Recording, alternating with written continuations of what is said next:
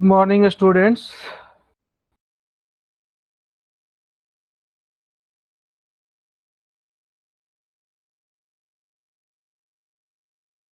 आप लोगों को मेरी आवाज आ रही है? सभी लोगों को गुड मॉर्निंग सभी को। और अगर आवाज आ रही है थम्स अप करेंगे, तो आवाज नहीं आ रही थम्स डाउन करेंगे।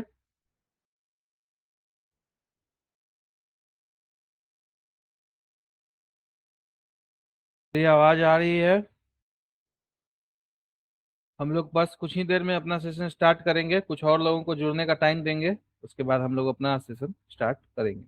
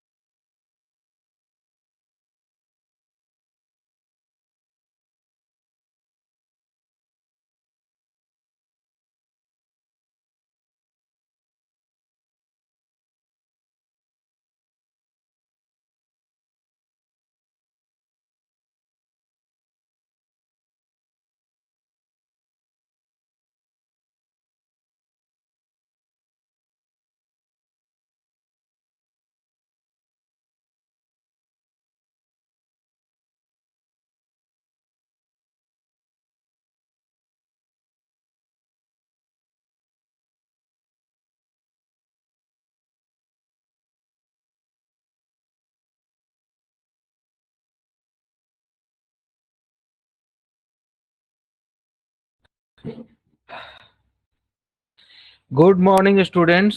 सभी लोगों तक मेरी आवाज पहुंच रही है? अब बहुत सारे लोग लगता है जुड़ गए हैं। एक बार अगर आवाज पहुंच रही है थम्स अप करेंगे, आवाज नहीं पहुंच रही तो थम्स डाउन करेंगे।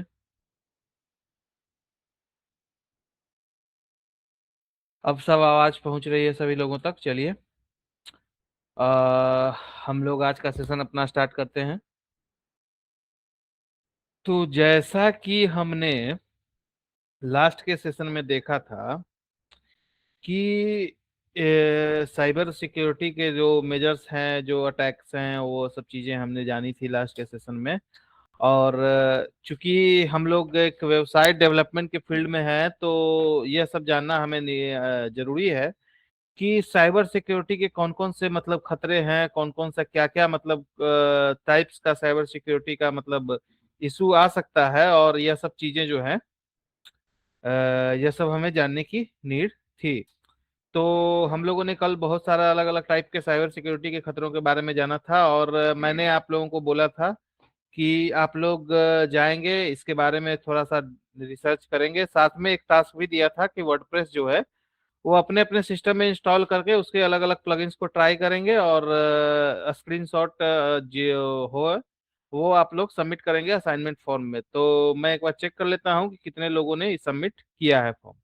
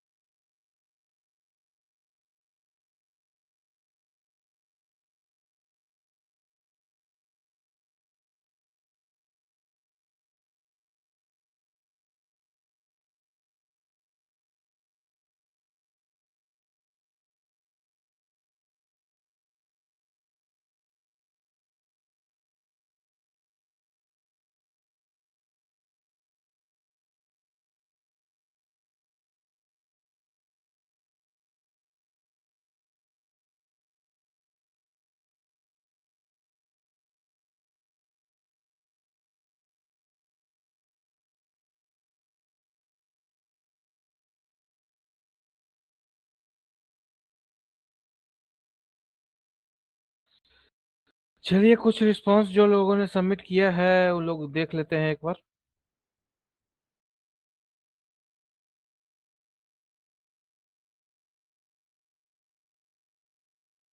ये रिस्पांस हमें भेजा है national ड्रे national trend day Instagram का पोस्टर बनाया है इन्होंने। ये हमें भेजा है समर सिंह जी के द्वारा। ये जिससे भी बनाया है, जेमिनी से बनाया है, मतलब कैनवा से बनाया है, फिग्मा से बनाया है, जिस भी डिजाइन टूल से बनाया है अच्छा लग रहा है। उसके बाद ये लिंक्डइन का हायरिंग अनाउंसमेंट का बनाया गया है, तो ये भी अच्छा लग रहा है। बैंक ऑफिस एग्जीक्यूटिव और जो जो चीजें इन्होंने एक बनाई है, ये बनाया है, ये भी समर सिंह ने ही बनाया है। फिर मेमोराइज कलेक्शन करके एक बनाया गया है, ये अनीसा कुमारी के द्वारा बनाया गया है। ये देखिए एक ब्लॉग बनाया गया है आयशा जावेद के द्वारा, ये वर्डप्रेस का ब्लॉग सेटअप है। मैं थोड़ा सा बड़ा करके भी आपको दिखा दे रहा हूँ कि ये कैसा लग रहा है। ये देखें, वेलकम टू माय ब्लॉग, और ये इन्होंने पूरा उस तरह का सेटअप किया है वर्डप्रेस का थीम के, पावर बाय वर्डप्रेस। और ये इन्होंने बनाया है वर्डप्रेस का, आयशा जावेद ने। फिर आयशा जावेद ने एक दूसरा टेम्पलेट भेजा है। ये भी वर्डप्रेस का ही है, और ये भी प्रॉपर उसी तरह से बनाया गया है। फिर हम आगे चलेंगे तो रिया कुमारी ने भी ये भेजा है। ये एक डिजाइन का वो स्टाइल, डैशबोर्ड का स्टाइलिंग है। ई कॉमर्स वेबसाइट की तरह इसको बनाया गया है। ये रिया चौहान ने एक कोट्स टाइप का डिजाइन किया है, कार्ड जिसको बोलते हैं, तो वो भी अच्छा लग रहा है। मिंसू मिश्रा ने ये install word present plugin steps वगैरह बना के पीडीएफ भेजा है, और इन्होंने अलग अलग इमेजेस भी उसके अंदर डाले हैं। ये उन्होंने जो इंस्टॉलेशन किया है, थीम्स हैं, होम है, कॉन्टेक्ट ऐसे अलग अलग पेजेस बनाए हैं, तो ये भी सही है। उसके बाद आगे चलेंगे।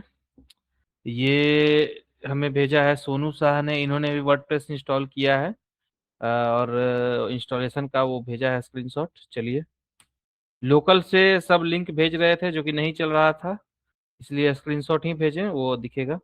ये एक वेडिंग सेरेमनी का कार्ड टाइप का बनाया गया है। ये बनाया है सानिया सिंह ने, ये भी कैनवा से बनाया गया है, अच्छा लग रहा है।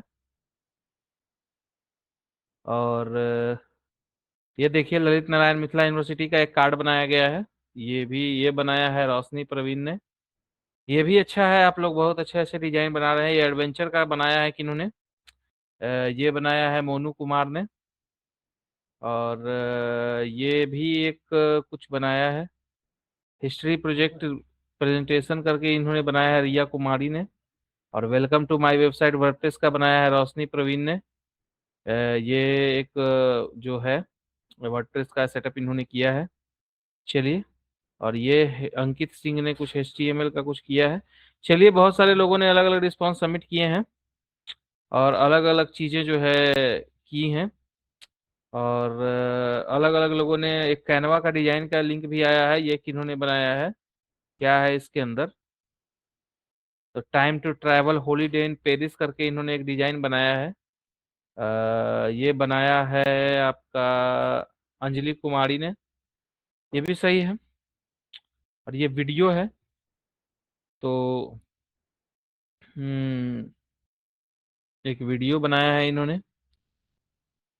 अ, ये जनरली सोशल मीडिया प्लेटफॉर्म्स पे जो अपलोड होता है वीडियो, इस तरह का बनाया है इन्होंने। फिर एक समर सिंह ने भेजा है नेशनल ट्रेंडेड इंस्टाग्राम पोस्ट, तो ये तो मैं दिखा ही चुका हूँ, ये कैनवा का लिंक इन्होंने दिया है।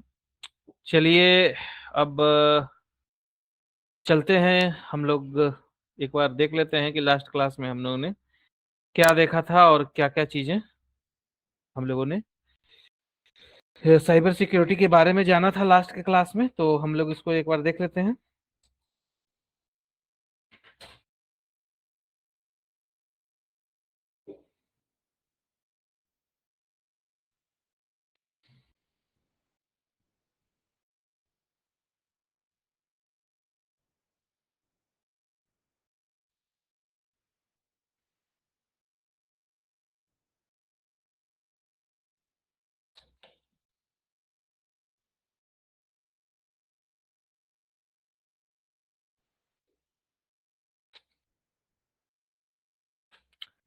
आप लोग अपनी स्क्रीन पे देख रहे होंगे कि हमने लास्ट क्लास में यही डिस्कशन किया था कि साइबर सिक्योरिटी के फंडामेंटल्स क्या हैं, साइबर सिक्योरिटी क्या चीज है, और इसके मतलब कौन कौन से साइबर सिक्योरिटी थ्रेट आते हैं, मतलब कौन कौन से अटैक्स के टाइप होते हैं।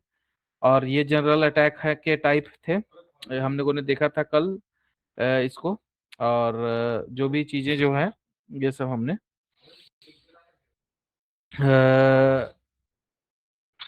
कल देखा था, ये सब चीजें।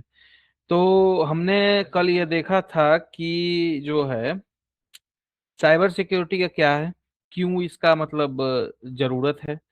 तो इसलिए इसका जरूरत है साइबर सिक्योरिटी का, क्योंकि जो डिजिटल जो हमने मतलब एसेट्स बनाए हैं और जो भी चीजें बनाई हैं, तो मान लिया कि समझे डिजिटल तिजोरी की तरह भी आप समझें, तो चूंकि डिजिटल तिजोरी ही है, आप में उसमें कार्ड अपना डिटेल स्टोर है, उसमें आपका आपका पर्सनल इंफॉर्मेशन स्टोर है और बहुत सारी अलग अलग चीजें इंस्टॉल है। तो वह समझें कि एक डिजिटल तिजोरी की तरह ही है, और उसको सुरक्षा देने का काम जो है आपका, यह साइबर सिक्योरिटी जो है करता है।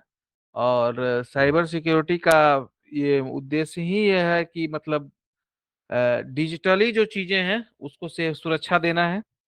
और जैसे कि आपका जो डेटाबेस में डेटा स्टोर है उसको सेफ रखना है, जो यूजर का पासवर्ड्स है उसको सेफली स्टोर करना है। उसके अलावा यूजर जो आप और सर्वर के बीच में जो कम्युनिकेशन है वो बिल्कुल सेफली कम्युनिकेशन हो, इसको इंश्योर करना है। ये सब चीजें जो है ये सब के सब साइबर सिक्योरिटी के अंदर आता है। और आप एक समझे कि जो डिजिटल आपने जो डेटा स्टोर करके रखा है डिजिटली, उस डेटा को सेफली स्टोर करके रखें और प्रोटेक्ट करें उसको। यही चीजें हैं साइबर सिक्योरिटी, जिसको मतलब आसानी से आप समझें। तो इसमें बहुत सारी अलग अलग चीजों के यूज करके और इसको मतलब किया जाता है। जैसे कि आप समझे कि मान लिया कि आपका एक वेबसाइट है जो कि हमने बनाया भी है, तो आपका सर्वर जो है वह समझे कि एक कंप्यूटर ही है जनरली। तो अलग अलग टाइप के सिक्योरिटी, मतलब आपके सर्वर में कोई अनऑथराइज आदमी ना उसको लॉग इन करके और उसका चेंजेस कर रहे हो, या फिर कोई मतलब किसी का पासवर्ड ना लीक हो रहा हो, आपके सर्वर का पासवर्ड लीक ना हो रहा हो, और इस तरह की चीजें साथ में ही आपके सर्वर में क्या घट रहा है, कौन सा यूजर क्या करने की कोशिश कर रहा है, यह सब का proper time to time log maintain होना चाहिए और ये सब चीजें होनी चाहिए। तो यही ये सब जितनी भी चीजें हैं ये साइबर सिक्योरिटी के अंदर आता है। और प्रॉपर अगर इस तरह की कोई मतलब घटना होती है कि मान लिया कि कुछ अटैक हुआ या कुछ ब्रेक हुआ, तो उसको कैसे डिफेंड करेंगे और कैसे फिर वापस से जो वेबसाइट है उसको लाइव करेंगे, यह सब चीजें जो है ये सब चीजें साइबर सिक्योरिटी के अंदर आती है। और प्रॉपरली इसको हम कैसे करते हैं ये हमने देखा था। तो तीन चीजें हमने इसमें देखी थी। पहला है कि यूजर का डेटा जो है बिल्कुल मतलब कॉन्फिडेंशियल रहना चाहिए, मतलब जो जिसके पास उस चीज की परमिशन है वही जान पाए कि मतलब वही अपना डेटा देख पाए। मान लिया कि किसी यूजर का जो भी पर्सनल इंफॉर्मेशन स्टोर है वेबसाइट पे, तो उसे किस कोई केवल और केवल वही यूजर देख सकता है जिसका के पर्सनल इंफॉर्मेशन स्टोर हुआ है। दूसरा कोई उसे नहीं देख सकता, मतलब डेटा बिल्कुल कॉन्फिडेंशियल रहना चाहिए। और उसके बाद अगला है इंटीग्रिटी। तो इंटीग्रिटी का मतलब है कि जब आपका डेटा आपके क्लाइंट मशीन से मतलब आपके लैपटॉप या कंप्यूटर से सर्वर तक जा रहा है, तो जो डेटा आपने भेजा है वहां तक भी वही पहुंचे, और बीच में उस डेटा के साथ छेड़छाड़ ना हो, और ये हाँ इंश्योर हो। और साथ में ही मतलब ऐसा ना हो कि आप भेज रहे हैं कुछ और वहां पहुंच रहा है कुछ, और फिर डेटा का आपस में मतलब इस तरह से ना हो। और सर्वर भेज रहा है कुछ, आप तक के सिस्टम तक पहुंच रहा है कुछ, मतलब सर्वर भेज रहा है कि अमाउंट है 500 रुपया, आपके सिस्टम तक पहुंच रहा है कि नहीं 5 रुपया है। तो ट्रांजिशन में और या फिर स्टोरेज में डेटा का करप्शन ना हो, मतलब आप स्टोर कर रहे हैं मान लिया कि कोई पासवर्ड, तो आपका पासवर्ड डेटाबेस में परे परे ही खराब हो जाए, और बाद में आप उससे लॉगिन ना कर पाए, आप अपने अकाउंट का एक्सेस खो दें, या फिर इस तरह की जो चीजें हैं, तो यह भी इंश्योर होता है ये साइबर सिक्योरिटी में। क्योंकि आप लोग जानते हैं कि आजकल बहुत ज्यादा जो है यह मतलब डिजिटल चीजों का यूज हो रहा है। जैसे आप यूपीआई से ट्रांजैक्शन करते हैं और ये सब चीजें जो करते हैं, और बहुत सारा पेमेंट्स करते हैं, ऑनलाइन ऑनलाइन शॉपिंग करते हैं, और भी जो आप सोशल मीडिया एप्लीकेशन चलाते हैं, तो यह सब चीजों के लिए साइबर सिक्योरिटी बहुत ज्यादा मतलब नीडेड है, और बहुत ज्यादा इसका यूज है। और तीसरा है अवेलेबिलिटी, मतलब एनी टाइम अवेलेबल होना चाहिए, क्रैशेस वगैरह इसमें नहीं होने चाहिए, कोई अटैक वगैरह जो अगर होता है तो उसको उसी समय डील करके और इसको मतलब प्रॉपर इसको मेंटेन रखना चाहिए। और इसके बाद हमने ये भी जाना था कि अटैकर्स के कितने टाइप हैं। तो अटैकर्स के टाइप हमने जाने थे कि ब्लू एक वाइट हैट होता है जो कि नॉर्मल, उसको परमिशन होता है, जिस भी चीज को वो कर रहा है उसको उसकी पूरे पास परमिशन होता है। इसको इथिकल हैकिंग भी बोलते हैं। और प्रॉपर उसके लिए मतलब ऑर्गेनाइजेशंस प्रोफेशनल हायर करते हैं और हैक करके वो प्रोफेशनल को बताता है कि आपके सिस्टम में यहाँ पे कोई कमी है, आप इसको दूर कर लें और सिक्योर कर लें सिस्टम को। दूसरा होता है अटैकर, जिसको कोई ब्लैक हैट हैकर बोलते हैं। यह जानबूझ के अटैक करता है सिस्टम पे और इसको ब्रेक कर देता है सिस्टम को, डेटा चोरी करता है या फिर सिस्टम को डैमेज करने का प्रयास करता है। तो यह मतलब इलीगल है और यह जानबूझ के मतलब इसको अगर कोई ऐसा करता है तो उसे ब्लैक हैट हैकर बोलते हैं। और इस तरह के काम जो है इलीगल है, अगर कोई ऐसा करता है तो उसको मतलब एक क्रिमिनल एक्टिविटी के तहत माना जाता है कि आप किसी दूसरे के सिस्टम को डैमेज करने का प्रयास कर रहे हैं। और इसका मतलब जो भी सजा है वह उसको अगर पकड़ा जाता है तो मिलता है उसको। और ग्रे हैट का मतलब हो गया कि यह पर डैमेज करने का प्रयास नहीं कर रहा है सिस्टम को, पर हैक कर रहा है और इसका परमिशन भी नहीं लिया है ऑर्गेनाइजेशन से। मतलब कुछ मतलब सीखने के पर्पज से या फिर कुछ इस तरह के पर्पज से हैक कर रहा है सिस्टम को, पर इसने इसका परमिशन नहीं लिया है। जो ऑर्गेनाइजेशन का मतलब जो ऑर्गेनाइजेशन का जो मतलब वेबसाइट हो गया, ये सिस्टम को ये अटैक करने का अटैक कर रहा है जिसपे उसका इसके पास परमिशन नहीं है, पर यह अटैक करके उस सिस्टम को डैमेज करने की कोशिश नहीं कर रहा है। और मतलब ऐसा नहीं कर रहा है कि मतलब उससे सिस्टम से डैमेज कर लें, उसका डोटा चोरी कर लें, यह सब चीजें नहीं कर रहा है। बस ये खोजने का प्रयास कर रहा है कि इसके अंदर कोई कमी तो नहीं है। और इस तरह के मतलब जो हैकर्स हैं इनको बोलते हैं ग्रे हैट हैकर। यह मतलब ब्लैक हैट और व्हाइट हैट के बीच में आते हैं।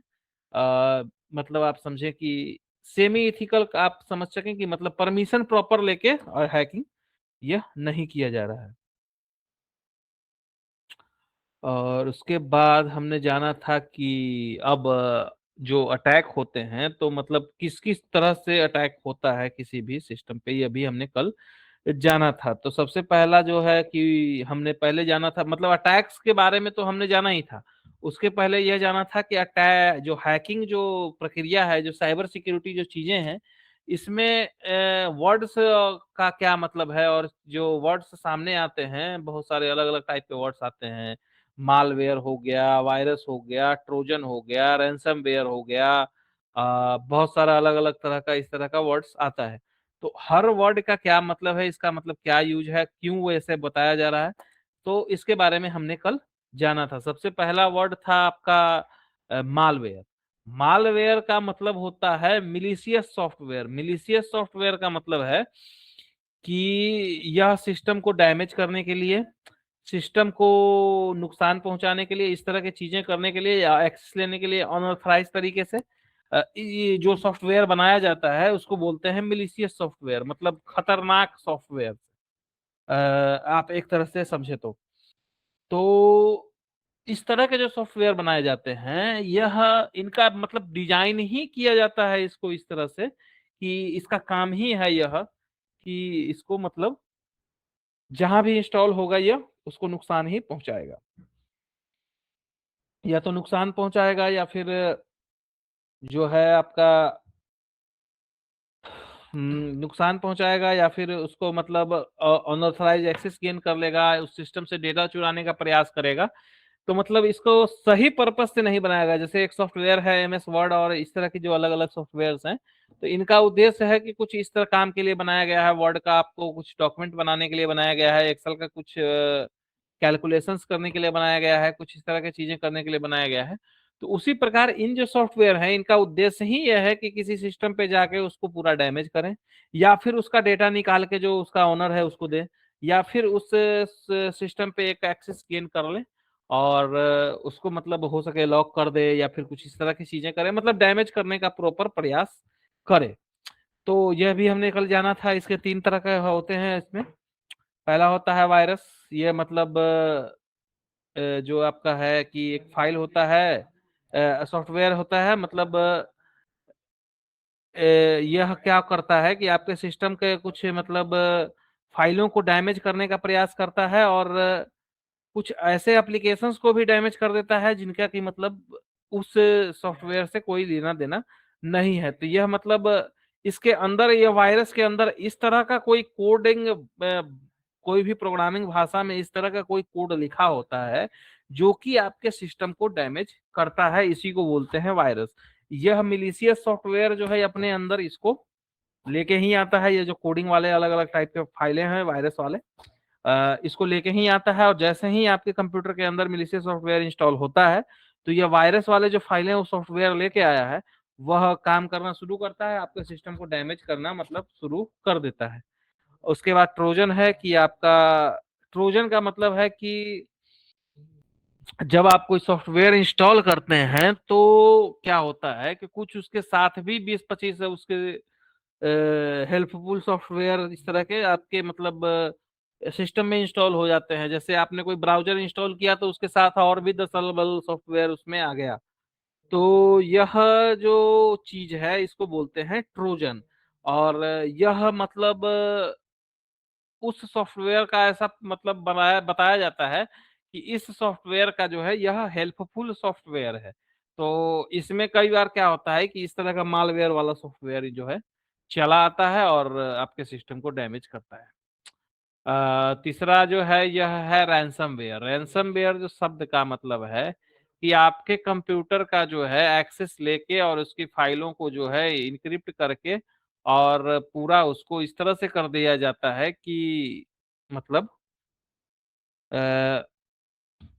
उसका फिर आपसे मतलब इनक्रिप्ट करके और इस तरह से कर दिया जाता है कि आप उसको एक्सेस ना ले पाए, और बाद में आपसे पेमेंट मांगा जाता है। इसके बाद सोशल इंजीनियरिंग के बारे में हमने जाना था कि किसी यूजर को डरा के उसको कुछ लालच दे के या फिर कुछ एजेंसी करके और उससे उसका मतलब एक्सेस गेन लिया जाता है, और इस तरह की चीजों को बोलते हैं सोशल इंजीनियरिंग। फिर हमने जाना था कि फिशिंग क्या है। तो फिशिंग क्या है कि मतलब एक वेबसाइट का जस्ट लाइक कॉपी क्लोन बना के, और यूजर को वह हमने बताया नहीं था कि ये इस तरह का चीजें किया जाता है।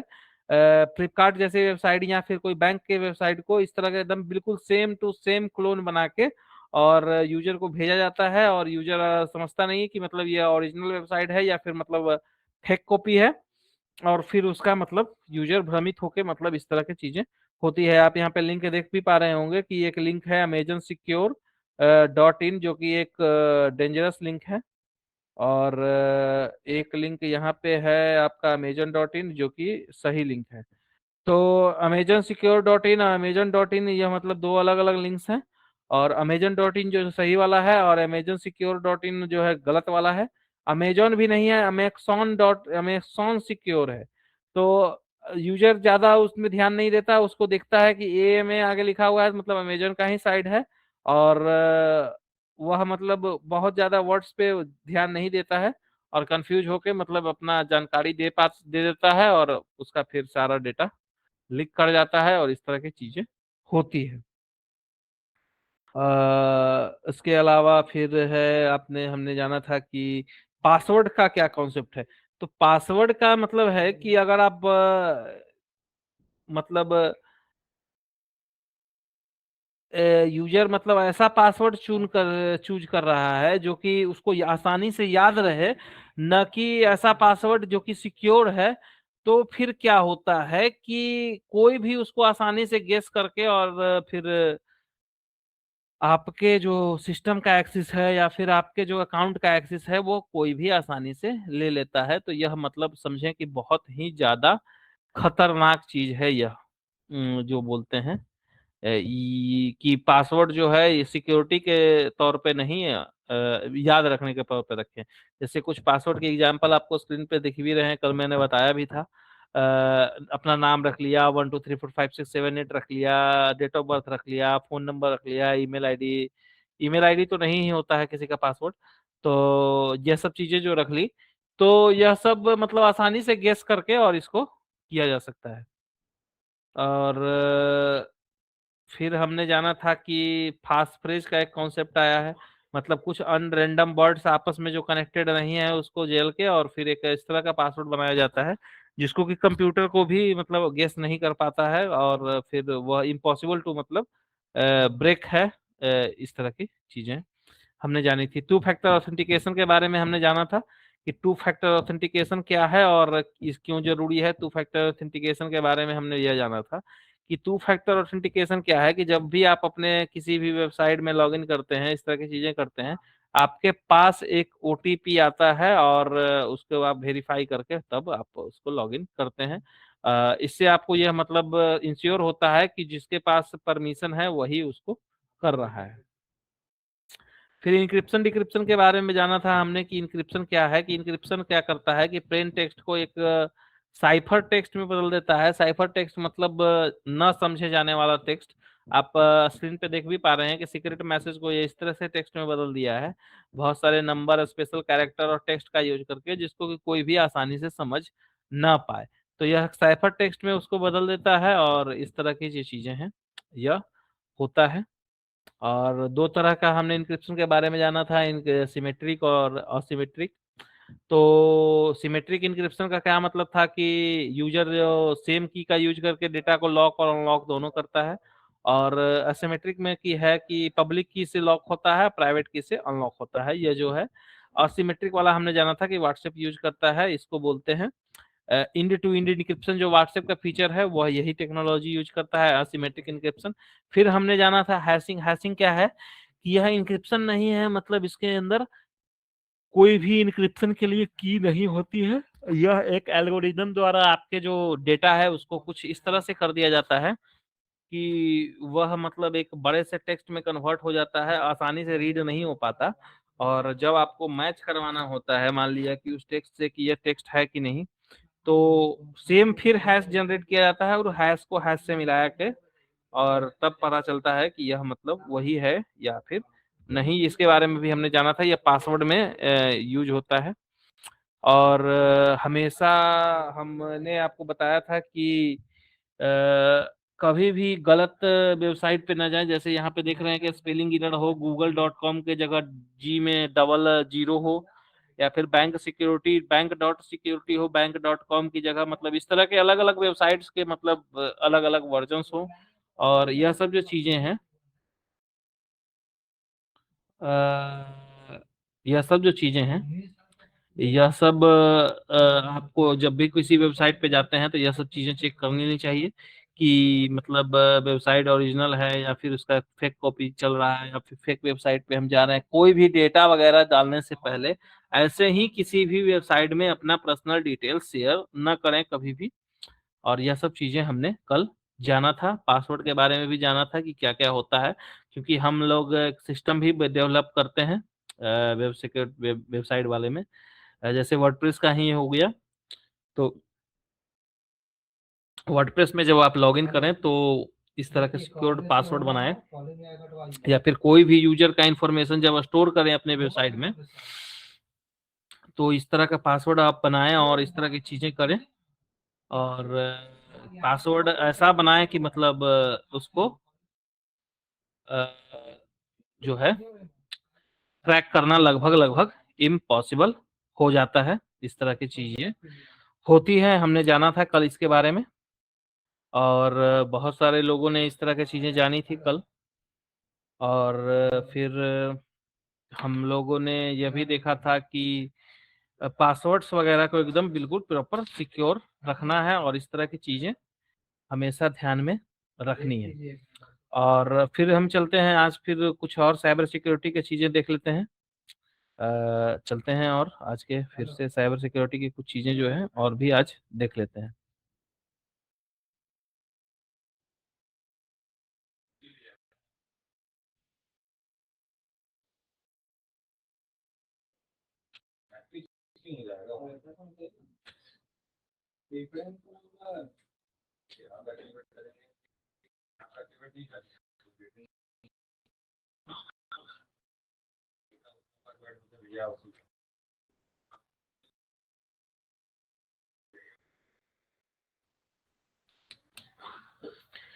तो अब जो हम देखने वाले हैं यह सब जो नॉर्मल सिक्योरिटी चीजें हैं यह सब तो हमने देख लिया।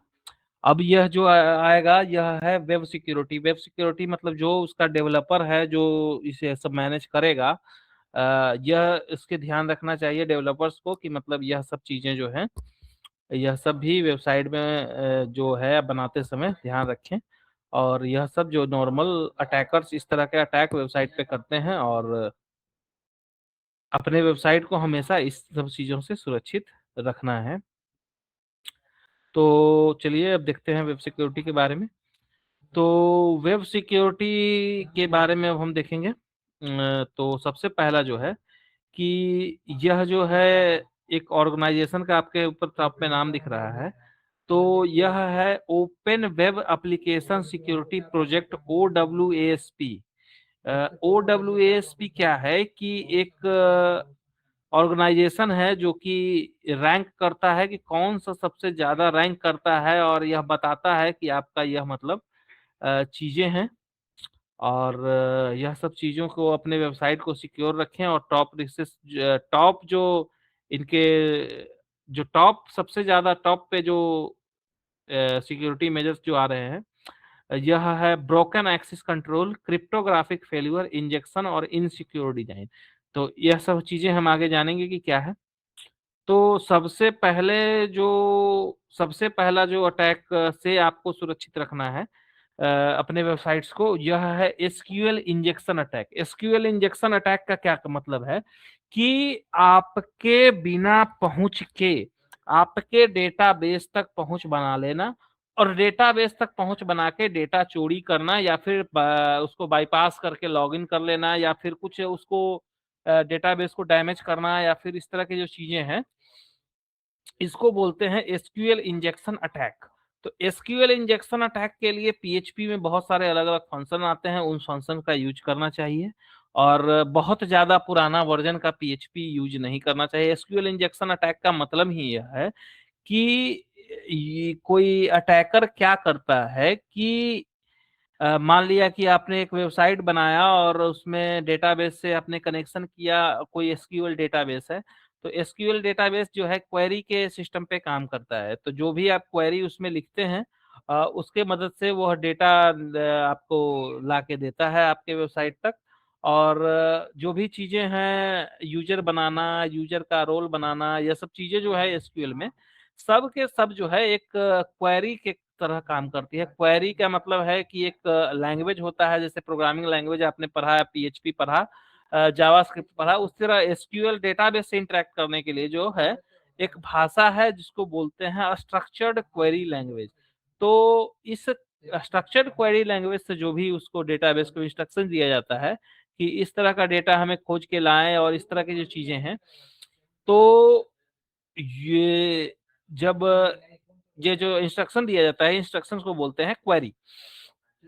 तो अटैकर क्या करता है कि अगर आपने जो इनपुट है यूजर से लिया है उसको प्रॉपरली सैनिटाइज नहीं किया है, मतलब यूजर ने उसमें कुछ गलत कमांड डाल दिया या कुछ इस तरह का गलत कोड डाल दिया, इस तरह के जो चीजें डाल दी, तो क्या होता है कि आ, मतलब आप समझे कि इस तरह की जो चीजें यूजर ने अगर डाल दी तो समस्या यह होता है कि अ, इस तरह का जब चीजें यूजर ने कोड वगैरह डाल दिया तो आपका पीएचपी सर्वर उसको पार्स करके अगर डेटाबेस तक वो कोड चला गया, तो अगर डेटाबेस तक वो कोड चला गया है तो बहुत खतरनाक स्थिति आ जाती है। और फिर वह एक आप समझे कि एक मतलब अटैक की तरह उसको लिया जाता है, और डेटाबेस का वो जो है अटैकर आपका एक्सेस गेन करके और उसमें से डेटा जो है चोरी कर लेता है। और इस तरह की चीजें जो है अटैकर करता है। तो यह बहुत ही ज्यादा खतरनाक है। और इसमें डेटाबेस का वो पूरा डेटा चोरी कर सकता है, या फिर जो उसका लॉगिन यूजर वगैरह है वो सब उसको बाईपास कर सकता है, या फिर पूरा का पूरा आपका डेटाबेस ही डिलीट कर सकता है। तो यह सब से बचना है। और चलिए देख लेते हैं एक बार। तो ये यहाँ पे जो आपको लिखा हुआ है, यह एक एसक्यूएल क्वेरी है, मतलब कोड है जिसके आधार पे डेटा निकाला जाता है। तो इस तरह का जो अगर वह कुछ करता है आपके डेटाबेस में, तो कुछ मतलब इस तरह के अटैक्स के तहत इसको प्लान करता है। तो क्या होता है कि आपका डेटाबेस का एक्सेस लेके और फिर इस तरह की जो जो है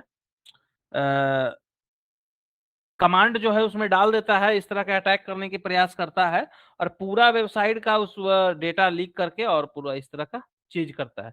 तो इसके लिए पीएचपी में आता है प्रिपेयर्ड स्टेटमेंट। प्रिपेयर्ड स्टेटमेंट का मतलब है कि यूजर से जो भी इनपुट आए उसको पहले प्रॉपरली सैनिटाइज करें, और सैनिटाइज करके ही अपने डेटाबेस में डालें, और तभी मतलब आप उसका यूज अच्छे प्रकार से करें।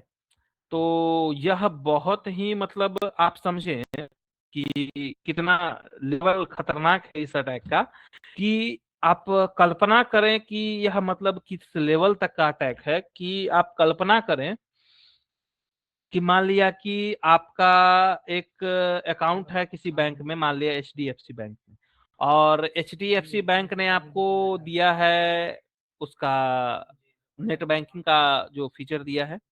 और नेट बैंकिंग का जो फीचर दिया है, और नेट बैंकिंग का आपने एचडीएफसी बैंक ने आपको फीचर दिया है, और आप क्या करते हैं कि नेट बैंकिंग यूज करने के लिए जनरली क्या होता है कि दो चीजों को यूज नीड होती है। एक होता है यूजर नेम, दूसरा होता है पासवर्ड। तो यूजर नेम पासवर्ड आप अपना डाल के और नेट बैंकिंग की मदद से जो है ट्रांजेक्शन करते हैं। और उसके बाद जो है हेलो हेलो नेट बैंकिंग की मदद से आप ट्रांजैक्शन करते हैं, और ये सब चीजें जो है होता है। तो यह क्या है कि जो आपका अ, यह जो मतलब आप अज्यूम करें कि जब आप नेट बैंकिंग के थ्रू अपना ट्रांजैक्शन करते हैं, किसी को पैसा भेजते हैं, और इस तरह की चीजें जो है नेट बैंकिंग अकाउंट से करते हैं, आप अपना अकाउंट मैनेज करते हैं उस एचडीएफसी के वेब पोर्टल पे जाके। अब मान लिया कि उसके वेबसाइट में, एचडीएफसी बैंक के वेबसाइट में, नेट बैंकिंग वाले वेबसाइट में इस तरह का कुछ मतलब कमी है इस तरह का कि मतलब उस पे एसक्यूएल इंजेक्शन अटैक परफॉर्म हो जाता है। तो अगर एसक्यूएल इंजेक्शन अटैक उस पर परफॉर्म हो जाता है, तो मतलब समस्या यह है कि मान लिया कि आप के अकाउंट में कुछ पैसे हैं, मतलब लाख, 1.5 लाख, 2 लाख पैसा है, या फिर बहुत बड़ा ज्यादा भी पैसा है। अगर एक्सेस हो ही जाता है तो अटैकर टारगेट करेगा कि कोई बड़ी मतलब पार्टी को टारगेट किया जाए और इस तरह का मतलब चीजें किया जाए।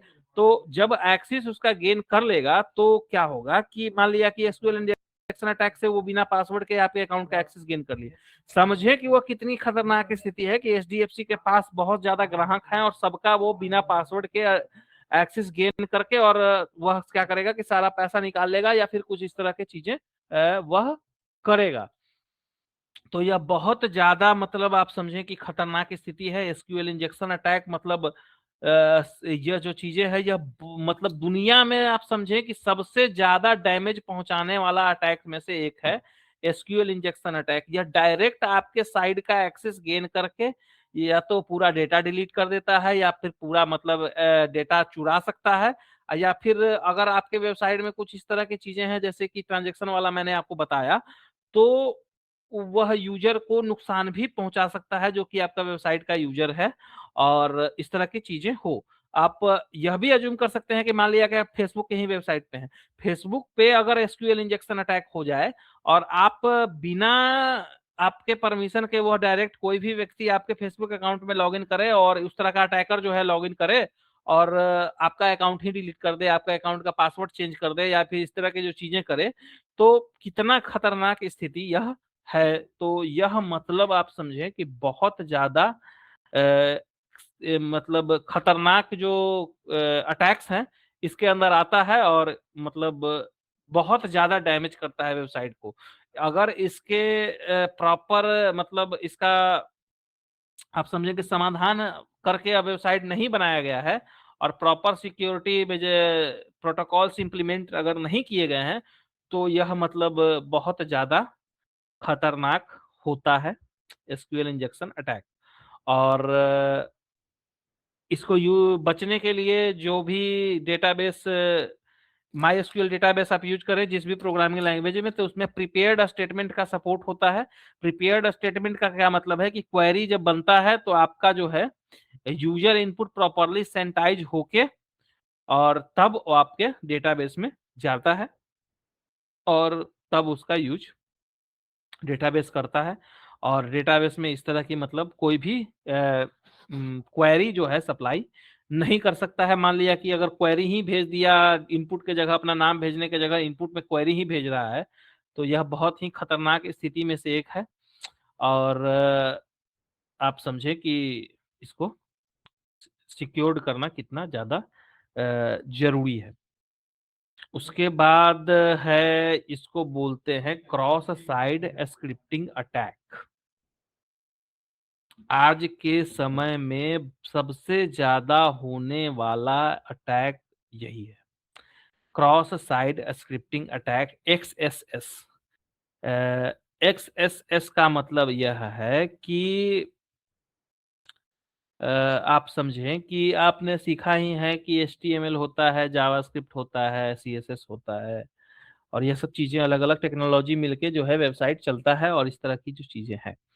तो अटैकर क्या करता है कि जावास्क्रिप्ट का कोई कोड आपके वेबसाइट में इंजेक्ट कर देता है और कुछ इस तरह की चीजें करता है कि जावास्क्रिप्ट जो है आपके साइट का एक्सेस गेन करके, और जो भी चीजें आप करें वह चीजें वह एक्सेस लेके और किसी दूसरे जगह वो जावास्क्रिप्ट कोड सेंड करे, या फिर आपके वेबसाइट का इंटरफेस चेंज करके और कुछ इस तरह के कर दे कि जो भी आप चीजें करें वह उसको हाईजैक करके आप समझें कि आपका डेटा चुरा ले या फिर उस साइट को डिस्टर्ब कर दे, या फिर इस तरह के जो चीजें हैं तो यह सब करे। तो यह मतलब डायरेक्टली यूजर इससे इफेक्ट में आता है। और एसक्यूएल इंजेक्शन अटैक तो मतलब होता है कि बैकग्राउंड में वह सर्वर पे हो रहा है, यह अटैक जो है डायरेक्टली यूजर के कंप्यूटर पे होता है। और अगर वेबसाइट प्रॉपरली प्रोटेक्टेड नहीं है और इस तरह की चीजें अगर होने दी जा रही है कि मान लिया कि कोई अटैकर कुछ इस तरह का किया और जैसे ही यूजर ने वेबसाइट लोड किया और पूरा उसका जो वेबसाइट है वो पूरा या तो कुछ इस तरह का गुप्त कोड उसमें चला जावास्क्रिप्ट का कि वो पूरा वेबसाइट का एक्सेस ले लिया, और जब भी यूजर उसके अंदर कुछ करने का प्रयास कर रहा है तो इस तरह की चीजें हो रही है। या फिर जो आपका जो एक्सेस है वो पूरा जो आप वेबसाइट काम करना चाह रहे हैं वो वेबसाइट का पूरा वेब पेज ही चेंज करके कुछ अलग ही उस पर डिस्प्ले करा दे रहा है। और आप जानते हैं कि जावास्क्रिप्ट जो है HTML भी मॉडिफाई कर सकता है और CSS भी मॉडिफाई कर सकता है। तो इस तरह की चीजें वह करता है, मतलब जावास्क्रिप्ट के लेवल पे जो अटैक है उसको बोलते हैं XSS cross side scripting attack. तो यह मतलब आपके सेशन कुकी को चुराता है। यूजर जो उस वेबसाइट पे जाए उसको रिडायरेक्ट कर देगा किसी मिलिशियस वेबसाइट पे। मान लिया कि flipkart.com पे गया और उसको रिडायरेक्ट कर दिया flipkart.com के क्लोन पे। यूजर को दिखा कि अरे तो ये तो flipkart.com ही है, मतलब सेम ही वेबसाइट है। यूजर वहां डेटा डाला और डाल के सेव किया, कार्ड डिटेल्स डाला, उसका सारा कार्ड डिटेल चोरी हो गया, पूरा पैसा मतलब बर्बाद चला गया। तो यह मतलब इतना खतरनाक अटैक है कि आप समझें कि सेशन कुकी चुराने का क्या मतलब है कि जब भी सेशन, पहले आप समझें कि सेशन टेक्नोलॉजी है क्या और क्या मतलब यह चुराएगा, यह मतलब अटैक से क्या चुराने की कोशिश होती है और एक कुकी क्या चीज है। तो समझें कि मान लिया कि आप किसी वेबसाइट पे जाते हैं, इस टेक्नोलॉजी को पहले समझें कि सेशन क्या है और कुकी क्या है। तो आप जब किसी भी वेबसाइट पे जाते हैं तो क्या होता है कि आप का जब लॉगिन करते हैं तो लॉगिन आपने एक पेज पे, मेन पेज पे, होम पे लॉगिन किया आपने, और जब भी आप किसी दूसरे वेबसाइट पे जाते हैं तो मतलब हर पेज पे अगर आप जाएं और आपसे लॉगिन मांगे तो मतलब यूजर का एक्सपीरियंस जो है खराब होता है। तो इससे बचने के लिए क्या होता है कि एक कुकी के तौर पे छोटा सा स्टोरेज, आप समझें कि स्टोरेज टाइप का है जो कि आपके ब्राउजर के अंदर होता है। और इसमें कुछ छोटा सा डेटा जो है वेब सर्वर हो गया या फिर जावास्क्रिप्ट हो गया, एक छोटा सा डेटा स्टोर करके उसमें रखता है। तो एक छोटा सा डेटा स्टोर करके उसमें रखता है, और जब भी मान लिया कि आप एक पेज पे दूसरे पेज पे गए, तो उस कुकी के मदद से वो साइट आइडेंटिफाई करती है कि यह वेब यूजर लॉगिन है और इसको मतलब फिर से लॉगिन नहीं मांगना है। यदि वह कुकी वेब सर्वर को नहीं मिल पाता है, तो वह वेब सर्वर आइडेंटिफाई करता है कि यह यूजर लॉगिन नहीं है, इसको लॉगिन करवाएं पहले, तब भी इसका एक्सेस दे पेज का। तो हर रिक्वेस्ट के साथ जो है आपका जो मतलब आपका रिक्वेस्ट जो सर्वर तक जा रहा है, उसके साथ ये कुकी का डेटा भी जाता है। मतलब कुकी एक की वैल्यू पेयर में स्टोर होती है, और की जाता है सर्वर तक, और सर्वर उसको आइडेंटिफाई करता है कि हमारा कुकी है या फिर नहीं है। तो सेशन कुकी का मतलब है कि सर्वर ने एक सेशन बनाया, जैसे यूजर लॉगिन हुआ उसका एक सेशन क्रिएट हुआ, और सेशन क्रिएट होकर ये आइडेंटिफाई कर लिया कि सर्वर उसका स्टोरेज रख दिया कि यह यूजर जो है, जिसका कि ईमेल आईडी abc@mail.com है, इसने अभी लॉगिन किया है, और उसका सेशन आईडी यह है। अब वो आईडी यूजर के लैपटॉप में भी स्टोर कर दिया, सर्वर पे भी स्टोर करके रख लिया, दोनों जगह स्टोरेज हो गया। मतलब एक की बनाया उसने, बहुत सारा बड़ा सा की बनाया 30-32 डिजिट का एनक्रिप्ट करके, और सर्वर पे भी स्टोर करके रख लिया, यूजर के कंप्यूटर में भी स्टोर करके रख लिया। अब जब भी यूजर उस वेबसाइट के किसी दूसरे पेज में जाता है, तो क्या करता है कि सर्वर पहले यह चेक करता है कि यूजर आपका जो रिक्वेस्ट किया आपके ब्राउजर ने, तो ब्राउजर क्या करता है कि वो की भी सर्वर को साथ में भेज देता है। की भी सर्वर को साथ में भेज दिया। अब सर्वर का जो सर्वर क्या करता है, सर्वर के जो बैकएंड लैंग्वेजेस हैं जैसे पीएचपी हो गया, वह क्या करता है कि पहले चेक करेगा कि यह जो की भेजा है इसने कुकी वाला, यह की पहले से मौजूद है सर्वर पे कि नहीं है। सर्वर पे मगर मौजूद है तो किसका है, तो वह कुकी जाके सर्वर पे मिला। सर्वर ने चेक किया अपने स्टोरेज में कि हाँ इस टाइप का की कोई की मौजूद है या नहीं। अगर की मौजूद है, तो सीधा वह उसको की को खोजेगा, और किसका है वह खोज के उसको फिर यूजर को लॉगिन फिर से कराया दे, मतलब उसको पेज को दिखा देगा लॉगिन वाला को, और यूजर से फिर से लॉगिन करने नहीं बोलेगा। तो यह है सेशन और कुकी का जादू। कुकी आप समझे कि एक बहुत छोटा सा स्टोरेज है, जो कि आपके कंप्यूटर पे कोई टेम्पररी स्टोरेज के तौर पे यूज करता है। कोई भी वेबसाइट इसको यूज करता है, चाहे आपका फ्लिपकार्ट हो गया, चाहे आपका फेसबुक हो गया। फेसबुक पे भी आप लॉगिन करते हैं, अलग अलग पेजेस पे जाते हैं, तो आपसे बार बार हर पेज पे लॉगिन नहीं मांगता है, फ्लिपकार्ट पे भी नहीं मांगता है, और कोई भी वेबसाइट पे नहीं मांगता है। तो यह इसलिए पॉसिबल है क्योंकि वहां कुकीज का यूज हो रहा है और सर्वर पे सेशन का यूज हो रहा है। तो यह दोनों टेक्नोलॉजी जो है बहुत ज्यादा मतलब इंपॉर्टेंट है।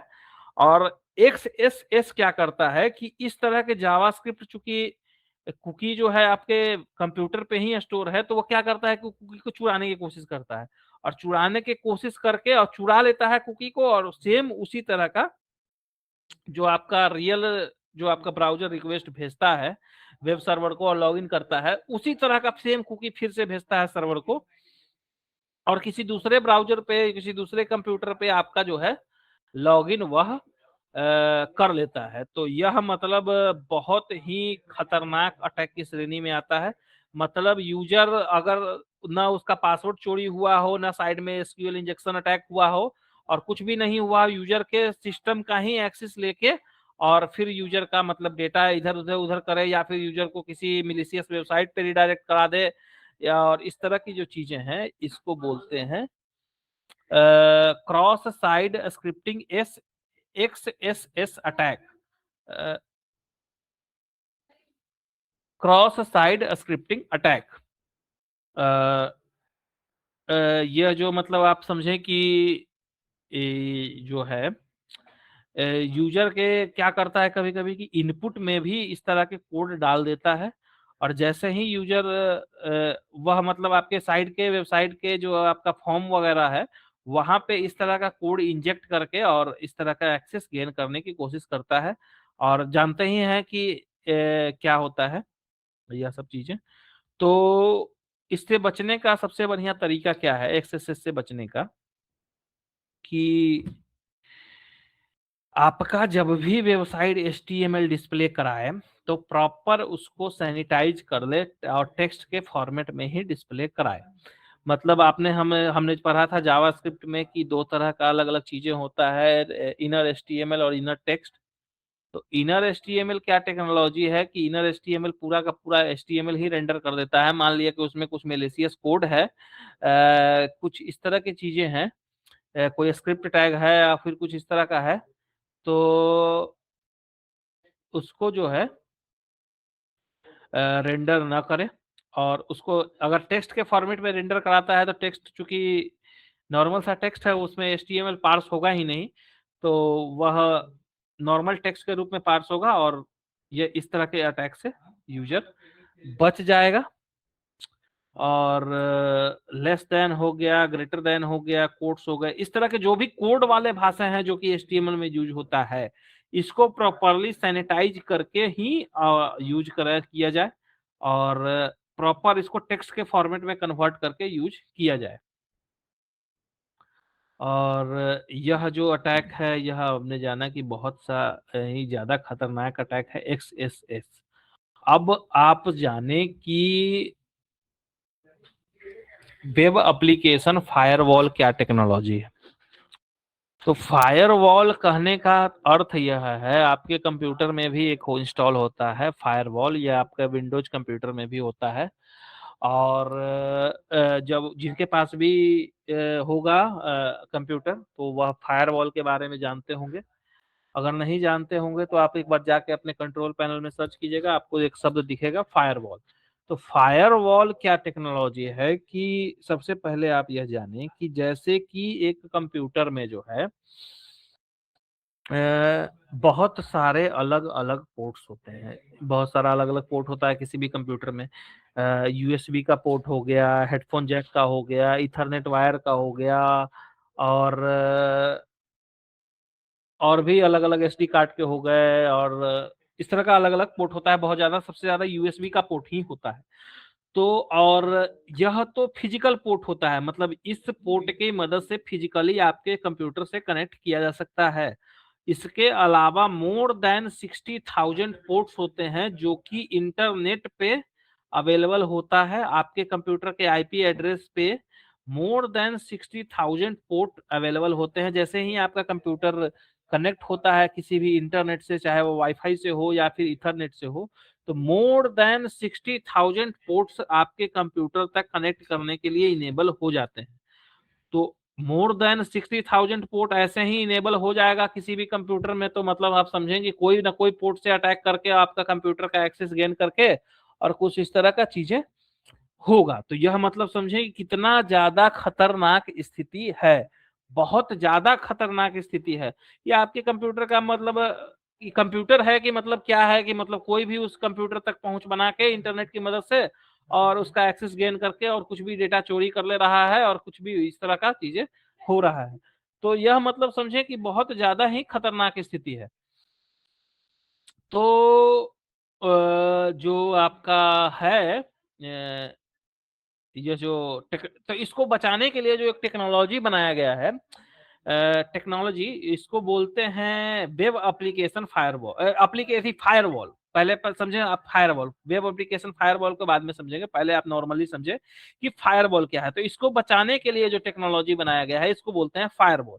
यह सिर्फ और सिर्फ आपके कंप्यूटर के उन्हीं पोर्ट्स को एक्टिव रखता है जिस पोर्ट की आपको सच में जरूरत है। जैसे कि आपको इंटरनेट से कनेक्ट करना है तो आप HTTP या HTTPS के थ्रू कनेक्ट करेंगे, तो आपके कंप्यूटर का पोर्ट नंबर 80 और पोर्ट नंबर 443 ओपन होना चाहिए। इस तरह के अलग अलग पोर्ट रिफाइन कर रखे हैं इंटरनेट ऑर्गेनाइजेशन ने कि यह पोर्ट इस काम के लिए है, यह पोर्ट इस काम के लिए है, यह पोर्ट इस काम के लिए है। तो इस तरह के अलग अलग पोर्ट्स डिफाइन कर रखे हैं। और आपके वेब एप्लीकेशन फायरवॉल क्या करता है कि सिर्फ मतलब फायरवॉल क्या करता है कि आपके कंप्यूटर का सिर्फ और सिर्फ वही पोर्ट ओपन रखता है जिस पोर्ट की आपको सच में नीड है। अगर आपको नीड नहीं है तो ये बाय डिफॉल्ट सारे पोर्ट्स को ब्लॉक रखता है। जिस पोर्ट की आपको नीड है आप रिक्वेस्ट करेंगे फायरवॉल से, वह पोर्ट आपके लिए ओपन हो जाएगा और आप उसको यूज कर पाएंगे। तो फायरवॉल अगर टेक्नोलॉजी ना हो तो अगर आप इंटरनेट से कनेक्ट करें तो कोई भी अब कंप्यूटर से आपका आईपी एड्रेस डाल के आपका पोर्ट एक्सेस करके आपका डेटा पूरा चोरी कर लेगा। तो यह बहुत ही ज्यादा जरूरी टेक्नोलॉजी है। आपने अपने कंप्यूटर में कभी भी इसको डिसेबल ना करें। और अगर आप डिसेबल करते हैं तो क्या होगा कि आपका पोर्ट्स का एक्सेस गेन करके कोई भी आपके कंप्यूटर तक पहुंच बना के और इस तरह की चीजें कर सकता है। तो इसको मतलब कभी भी खुला ना छोड़ें अपने कंप्यूटर में। अब वेब एप्लीकेशन फायरवॉल क्या है, क्योंकि आप जानते हैं कि कोई भी जो वेबसाइट या इस तरह की चीजें, वेब एप्लीकेशन कहने का मतलब एक वेबसाइट है जो कि एप्लीकेशन के तरह से यूज हो रहा है, मतलब उसमें जो एप्लीकेशन में फीचर होता है उस तरह का फीचर उसके अंदर भी है। तो वेब एप्लीकेशन फायरवॉल क्या है कि आपके सर्वर पे इंस्टॉल एक तरह का फायरवॉल है। यह क्या करता है कि अगर आपके सर्वर पे कुछ इस तरह का अटैक की प्रयास हो रहा है, यह तो अटैक रोकता ही है कि सारा पोर्ट वो ब्लॉक करके बाय डिफॉल्ट रखता है। इसके अलावा एक्स्ट्रा प्रोटेक्शन यह देता है कि अगर एक्सएक्सेस अटैक आपके सर्वर पे किया जा रहा है या फिर माई एसक्यूएल अटैक आपके सर्वर पे किया जा रहा है, तो यह इसको तुरंत आइडेंटिफाई करके और उसको इंस्टेंटली ब्लॉक कर देता है। और कोई भी बॉट अगर है, बॉट मतलब ऑटोमेटिक इस तरह के कोई प्रोग्राम से ट्रिगर आपके वेबसाइट को किया गया है, तो उसको भी आइडेंटिफाई करके तुरंत ब्लॉक करता है। तो यह जो चीजें हैं इसको बोलते हैं वेब एप्लीकेशन फायरवॉल। यह जब भी आप वेबसाइट सेटअप करें किसी भी सर्वर पे, तो जनरली सर्वर के पास यह इंस्टॉल होता है। अगर इंस्टॉलेशन नहीं है तो यह जो है फायरवॉल इसको डिटेक्ट करके और इसको हटा देता है, रोक लेता है। यह मतलब नॉर्मल जो फायरवॉल आपके कंप्यूटर में है यह वह नहीं है। यह मतलब आप समझे कि आपके जो डेटा सेंड हो रहा है एचटीटीपी वाला एक कंप्यूटर से दूसरे कंप्यूटर में, मतलब क्लाइंट से सर्वर तक, उस पैकेट को रीड करता है और पैकेट को रीड करके वो समझ जाता है कि अच्छा इसमें एक्सेस अटैक का कुछ पैटर्न है या फिर माई एसक्यूएल इंजेक्शन अटैक का कुछ पैटर्न है। जैसे ही उसको पता चलता है उसको तुरंत ब्लॉक कर देता है। तो यह मतलब पोर्ट ब्लॉक नहीं करता है। आपके कंप्यूटर वाला जो नॉर्मल सा फायरवॉल है यह पोर्ट ही ब्लॉक कर देता है कि यह पोर्ट ब्लॉक है, वो पोर्ट ब्लॉक है, इस पोर्ट से आप इस कंप्यूटर को एक्सेस नहीं कर पाएंगे। तो सब पोर्ट तो ब्लॉक नहीं कर सकते। अगर सब पोर्ट ही ब्लॉक कर देंगे तो फिर मतलब इंटरनेट से लाइव होगा कैसे। तो जो पोर्ट आपका एक्टिव है, जो भी पोर्ट आपका एक्टिव है, जैसे कि 80 नंबर पोर्ट एक्टिव है या 443 नंबर पोर्ट एक्टिव है, उस पोर्ट पे कोई इस तरह का डेटा सेंड ना करे और कोई भी इस तरह अटैक का प्रयास ना करे, एक्सेस अटैक का या फिर एसक्यूएल इंजेक्शन अटैक का। तो इसके लिए जो है यह टेक्नोलॉजी आपका उपयोग में है। इस टेक्नोलॉजी को बोलते हैं वेब एप्लीकेशन फायरवॉल, और यह मतलब इमीडिएट उसको इसको हैंडल करता है। अब हम एक अटैक के बारे में जानेंगे जिसको कि कहते हैं डीडॉस अटैक। डीडॉस अटैक का क्या मतलब है कि इसका पूरा नाम पहले आप जान लें कि इसका नाम है distributed denial of service attack. पहले इसके पहले एक और अटैक के बारे में हम लोग जान लेंगे। इसको बोलते हैं denial of service attack, DoS attack. दो तरह के अटैक होते हैं जनरली किसी भी सर्वर पे, इस तरह का अटैक होता है। पहला होता है डॉस अटैक, दूसरा होता है distributed denial of service attack.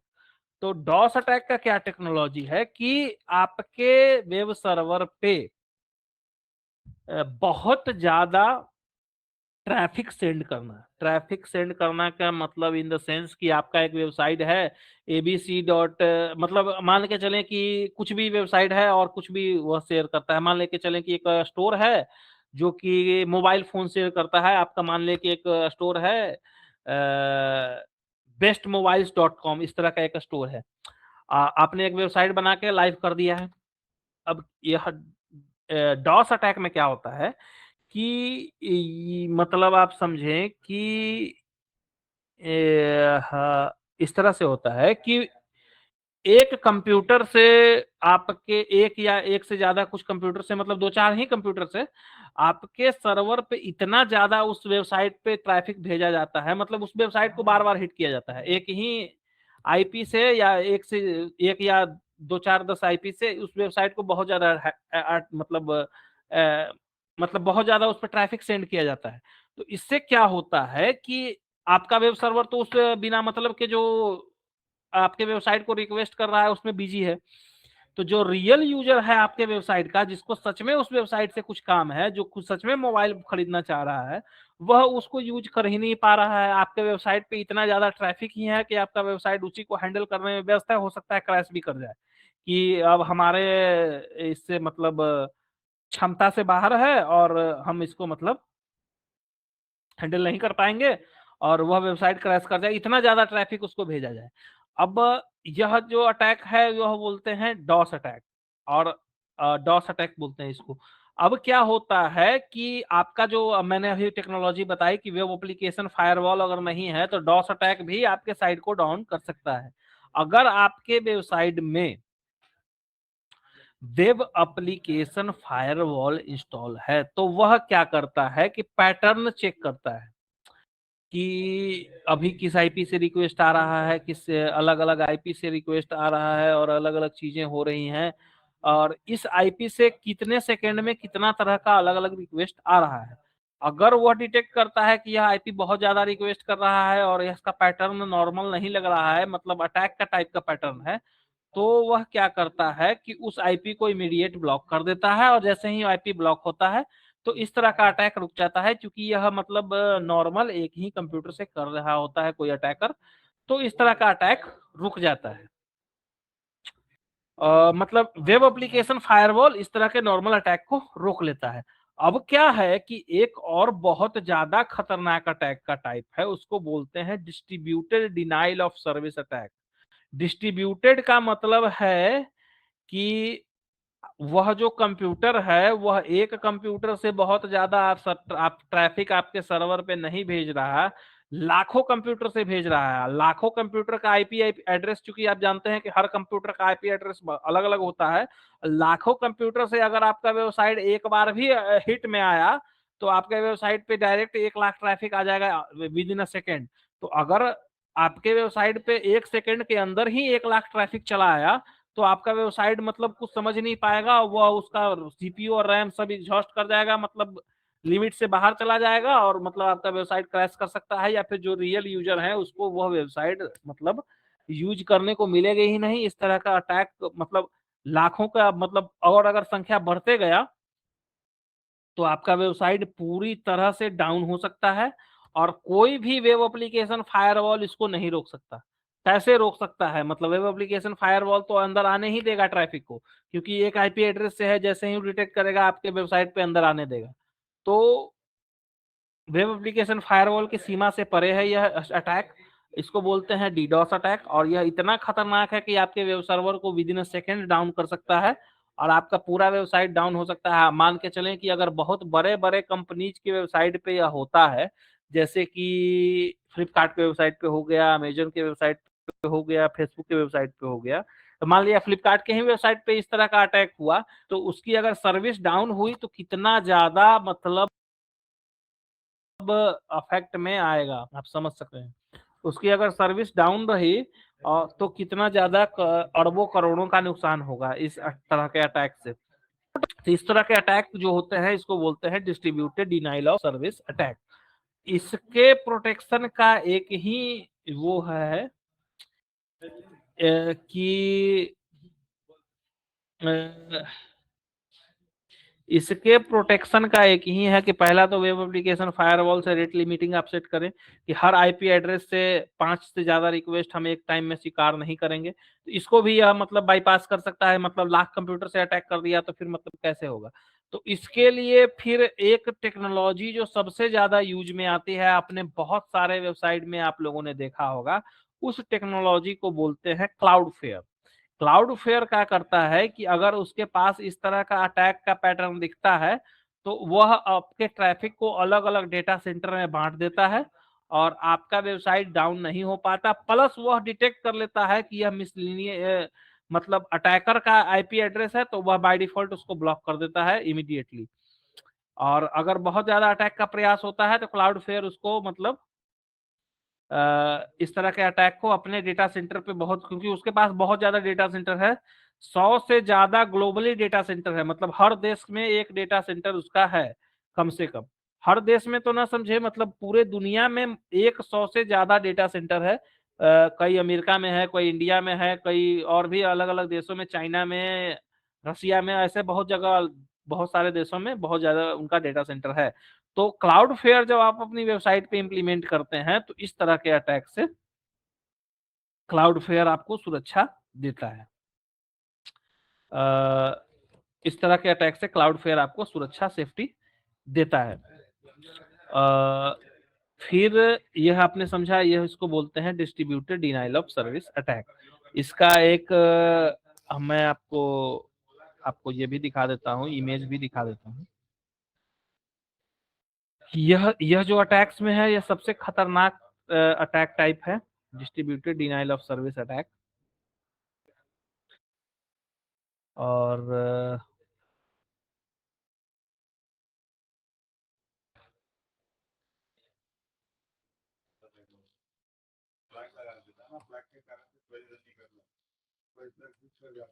ये आप अभी अपने स्क्रीन पे देखेंगे, सर्च करेंगे डीडॉस अटैक। डीडॉस अटैक मतलब समझें कि क्या है। इमेज में आप देखेंगे कि यह मतलब क्या है,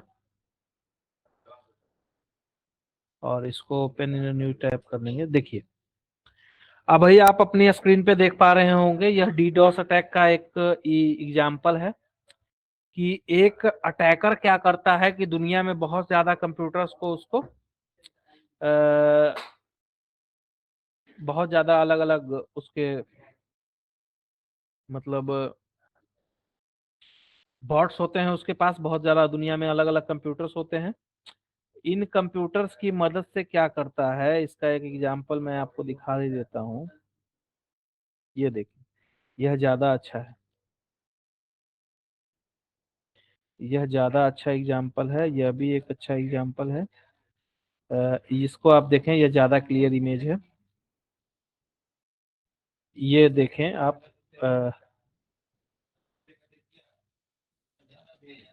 यह आप बहुत अच्छे से देखें, यह मतलब distributed denial of service attack का बहुत अच्छा एग्जांपल है। तो अटैकर क्या करता है कि अपने एक कंप्यूटर से दुनिया में इस तरह के मतलब अटैकर, आपका सर्व मतलब कंप्यूटर भी इस तरह के अटैक में शामिल हो सकता है। अगर ये आपका कंप्यूटर हैक है और अटैकर के पास उस कंप्यूटर का कंट्रोल है या फिर कुछ इस तरह की चीजें हैं, तो अटैकर आपके कंप्यूटर का भी यूज करके और उस वेबसाइट पे अटैक करने के लिए उसको यूज कर रहा है। Distributed denial of service attack आप समझेंगे कुछ नहीं है, बस एक कंप्यूटर से किसी वेबसाइट पे रिक्वेस्ट भेजा जा रहा है। और चूंकि कंप्यूटर्स बहुत ज्यादा हैं, मतलब मोर देन लाख हो गया या 10 लाख कंप्यूटर्स हो गए, और एक second, within a second, millisecond के अंदर अगर किसी वेबसाइट पे रिक्वेस्ट भेजा जाता है तो वह वेबसाइट उसको हैंडल नहीं कर पाता है और क्रैश कर जाता है। तो अटैकर क्या कर रहा है कि एक से ज्यादा कंप्यूटर का एक्सेस गेन करके और इस तरह के एक वेबसाइट का ट्रिगर अटैक कर रहा है। और जैसे ही वह किसी भी मतलब सर्वर पे इस तरह का अटैक होता है, तो वह वेब सर्वर का मतलब रिसोर्स यूजेज जो आप समझे कि एकदम पीक पे चला जाता है और बहुत ज्यादा रिसोर्स यूज होने लगता है उसका। और मतलब इस तरह की चीजें होती है। जितने भी जगह देखेंगे ये सेम टाइप का होता है, और बहुत ज्यादा यह खतरनाक अटैक टाइप है। और साइबर सिक्योरिटी के अंदर आता है, आप देख भी पा रहे होंगे साइबर सिक्योरिटी के अंदर यह आता है। इसको बोलते हैं डीडॉस अटैक। हम लोग साइबर सिक्योरिटी में ही अभी पढ़ रहे हैं डीडॉस अटैक को। और अगर आप इसका कुछ जानकारी लेना चाहें तो यहाँ पे मैं देख लेता हूँ कि distributed denial of service attack हमला किसी लक्षित सर्वर से सेवा या नेटवर्क के सामान्य यातायात को बाधित करने का एक दुर्भावनापूर्ण प्रयास है। मतलब जानबूझ के किया गया प्रयास है, और जानबूझ के कोई अटैकर आपके वेबसाइट के ट्रैफिक को डाउन करने का प्रयास करता है। क्यों करता है? क्यों इसलिए करता है कि वह सर्वर क्रैश कर जाए। और जो आप यहाँ पे देख रहे हैं कि हमलावर ऐसा क्यों करते हैं, तो हमलावरों के अलग अलग मकसद हो सकते हैं। उसमें से निम्नलिखित आपको दिख रहा है कि जबरन वसूली, मतलब जानबूझ के आपके साइट पे इतना अटैक कर दिया और उसके बाद कहेगा धमकी आपको, मतलब वेबसाइट के ओनर को धमकी देकर बोलेगा कि अगर आपने इतना पेमेंट नहीं किया, मतलब आप समझे कि एक तरह से फिरौती मांगा जा रहा है। जैसे कि मतलब आपके वेबसाइट को डाउन करके अगर आपने इस शुल्क का भुगतान नहीं किया तो आपकी वेबसाइट हमेशा ऑफलाइन ही रहेगी। और समझ रहे हैं कि किसी वेबसाइट के ऑफलाइन रहने पे कितना ज्यादा नुकसान हो सकता है। मान लिया कि दबाने के प्रयास, मान लिया कि कोई ऐसा वेबसाइट बन गया कि जिसका कि मान लिया कि कुछ इस तरह का उद्देश्य है कि कोई ऐसा चीज वह पब्लिश कर रहा है जो कि देश में मतलब राजनीतिक कंटेंट हो या फिर विरोध करने के लिए, मतलब कुछ इस तरह की चीजें वह कर रहा है। तो जो जिसके विरोध कर रहा है या इस तरह की चीजें जो है वह मतलब प्रयास कर रहे हैं कि इसको बंद कराएं या फिर इस पर मतलब अटैक करवाएं और इसको बंद कराएं। तो यह मतलब दबाने के प्रयास से भी किया जाता है। दूसरा कि दूसरों के व्यापार में व्यवधान डालने के लिए, मान लीजिए कि दो कंपनी है, एक फ्लिपकार्ट हो गया, एक अमेजन हो गया, तो और इस तरह के बहुत सारे अलग अलग कंपनीज हो गई। तो किसी को लगा कि मतलब यह मेरे व्यापार में बाधा डाल रहा है, तो वह क्या करता है कि उसकी वेबसाइट पे डीडोस अटैक करवा सकता है। और क्या होता है कि उससे उसका वेबसाइट डाउन होता है। जब उसका वेबसाइट डाउन होता है तो ऑब्वियसली दो अगर प्रोवाइडर है या दो से कम प्रोवाइडर है, तो एक प्रोवाइडर का वेबसाइट अगर डाउन है तो उसका यूजर जो है कहीं ना कहीं दूसरे जगह तो जाएगा ही। तो यह भी एक मतलब हो सकता है कारण इस तरह के चीजों का। तो बचाव करने के लिए अब यहाँ पे नीचे देखें कि बचाव करने के लिए बता रहा है कि कंटेंट डिलीवरी नेटवर्क का लगाएं, यूज करें जो आपका क्लाउड फेयर है। ट्रैफिक स्क्रबिंग सेंटर जो है क्लाउड फेयर जो इसी टेक्नोलॉजी पे काम करता है। आप यहाँ पे देख रहे हैं cloud fair DDoS learning centre देख सकते हैं। और कम करने के प्रयासों को आप यहाँ पे देख रहे हैं कि सबसे पहले क्लाउड फेयर का ही है, क्योंकि क्लाउड फेयर ही इसको प्रोटेक्ट करता है। तो सबसे पहले क्लाउड फेयर का ही यह आपको दिख रहा है। रेट लिमिट करने का प्रयास किया जाता है, वेब एप्लीकेशन फायरवॉल का यूज किया जाता है, और डिस्ट्रीब्यूटेड नेटवर्क पे ट्रैफिक को डिस्ट्रीब्यूट करके किया जाता है। और एक ऐसा मतलब सर्वर बनाया जाता है जिसपे कि मतलब उस तरह की चीजें होती नहीं, अगर उसपे उस तरह के रिक्वेस्ट को सेंड किया जाता है। तो क्लाउड फेयर इस तरह के काम में ग्लोबल लीडर है, और डीडॉस अटैक को प्रोटेक्ट करने में जो है क्लाउड फेयर जो है सबसे टॉप पे आता है। और आपने समझा ही कि ये क्या है, कैसे काम करता है। और बहुत सारे अलग अलग सिस्टम्स पे डीडोस अटैक हो रहा है। यहाँ पे आपको दिख ही रहा है कि अक्टूबर 2023 में Google migrates 398 million request per second attack, मतलब 398 मिलियन मतलब अटैक हुआ था उसके सर्वर पे गूगल के, इस तरह का distributed denial of server attack. मतलब कितना ज्यादा है आप समझ सकते हैं, 398 मिलियन एक बार में रिक्वेस्ट आया, एक सेकंड में इतना रिक्वेस्ट, 398 मिलियन रिक्वेस्ट एक सेकंड में अगर किसी सर्वर पे आ जाए, आप समझ सकते हैं कि कितना ज्यादा यह है। और क्लाउड फेयर बता रहा है कि in August 2003 Cloudflare migrated thousand of hyper volumetric HTTP DDoS attack, 89 of which exceeded 100 million request per second. मतलब एक वेबसाइट पे इसने 189 जो ऐसे अटैक्स थे, क्लाउड फेयर ने अगस्त 2023 में इसको रोका था कि जो कि 100 मिलियन रिक्वेस्ट पर सेकेंड किसी वेबसाइट पे सेंड कर रहे थे, और एक तो 201 मिलियन रिक्वेस्ट पर सेकेंड तक भी गया था। तो आप समझ रहे हैं कि कितना ज्यादा यह ट्रैफिक इस तरह की चीजें होती है। सबसे ज्यादा तो शॉप पे यही है कि 398 मिलियन रिक्वेस्ट पर सेकेंड जो अटैक हुआ गूगल के सर्वर पे हुआ। तो और लास्ट क्वार्टर 2025 में एक अटैक क्लाउड फेयर ने उसको डिटेक्ट किया। वह अटैक था 29.7 टेरा बिट्स पर सेकेंड का मतलब अटैक था। इतना ज्यादा है मतलब कि 4 मिलियन होस्ट जो हैं इससे अफेक्ट में आ गए थे ग्लोबली। मतलब पूरी दुनिया में 4 मिलियन जो है अलग अलग वेबसाइट के ओनर इस अटैक से मतलब प्रभावित हो गए थे। इतना ज्यादा मतलब इसको किया गया था। तो क्लाउड फेयर इस काम में मतलब ग्लोबल लीडर है, और इस तरह की चीजें यह बहुत आसानी से इसको देखता है। और क्लाउड फेयर इस काम में जो है सबसे टॉप पे आता है। तो यह बहुत ही खतरनाक अटैक टाइप है। और अब हम आगे चलेंगे दूसरे अटैक पे। और इसका माइग्रेशन स्ट्रेटजी मैंने आपको बताया ही कि क्या है, कि कैसे इसको रोकना है, क्लाउडफ्लेयर का यूज करें और इस तरह की टेक्नोलॉजीज का यूज करें। और एसएसएल और टीएलएस का क्या है कि एसएसएल टीएलएस का यूज जरूर करें। क्यों करें, इसके बारे में मैंने आपको बताया ही था कि एचटीटीपीएस क्या है, एचटीटीपीएस क्या है और एचटीटीपी क्या है और इस तरह की चीजें क्या है। तो एचटीटीपी जो है वह एचटीटीपी जो स्टार्टिंग में आप लोगों ने सीखा था कि इस टेक्नोलॉजी में क्या होता है कि आपका डेटा रॉ टेक्स्ट के फॉर्मेट में एक जगह से दूसरी जगह ट्रांसफर होता है। अब एक जगह से दूसरी जगह रॉ टेक्स्ट के फॉर्मेट में ट्रांसफर होता है, तो इससे क्या है कि अटैकर इस तरह के कुछ चीजों का करके नेटवर्क के ट्रैफिक को इस तरह के करके बाईपास करके जो है और इस तरह की चीजों के बाईपास करके और जो है आपका डेटा जो आपके कंप्यूटर से सर्वर तक जा रहा है उसको क्या करता है कि चुरा सकता है एचटीटीपी टेक्नोलॉजी में।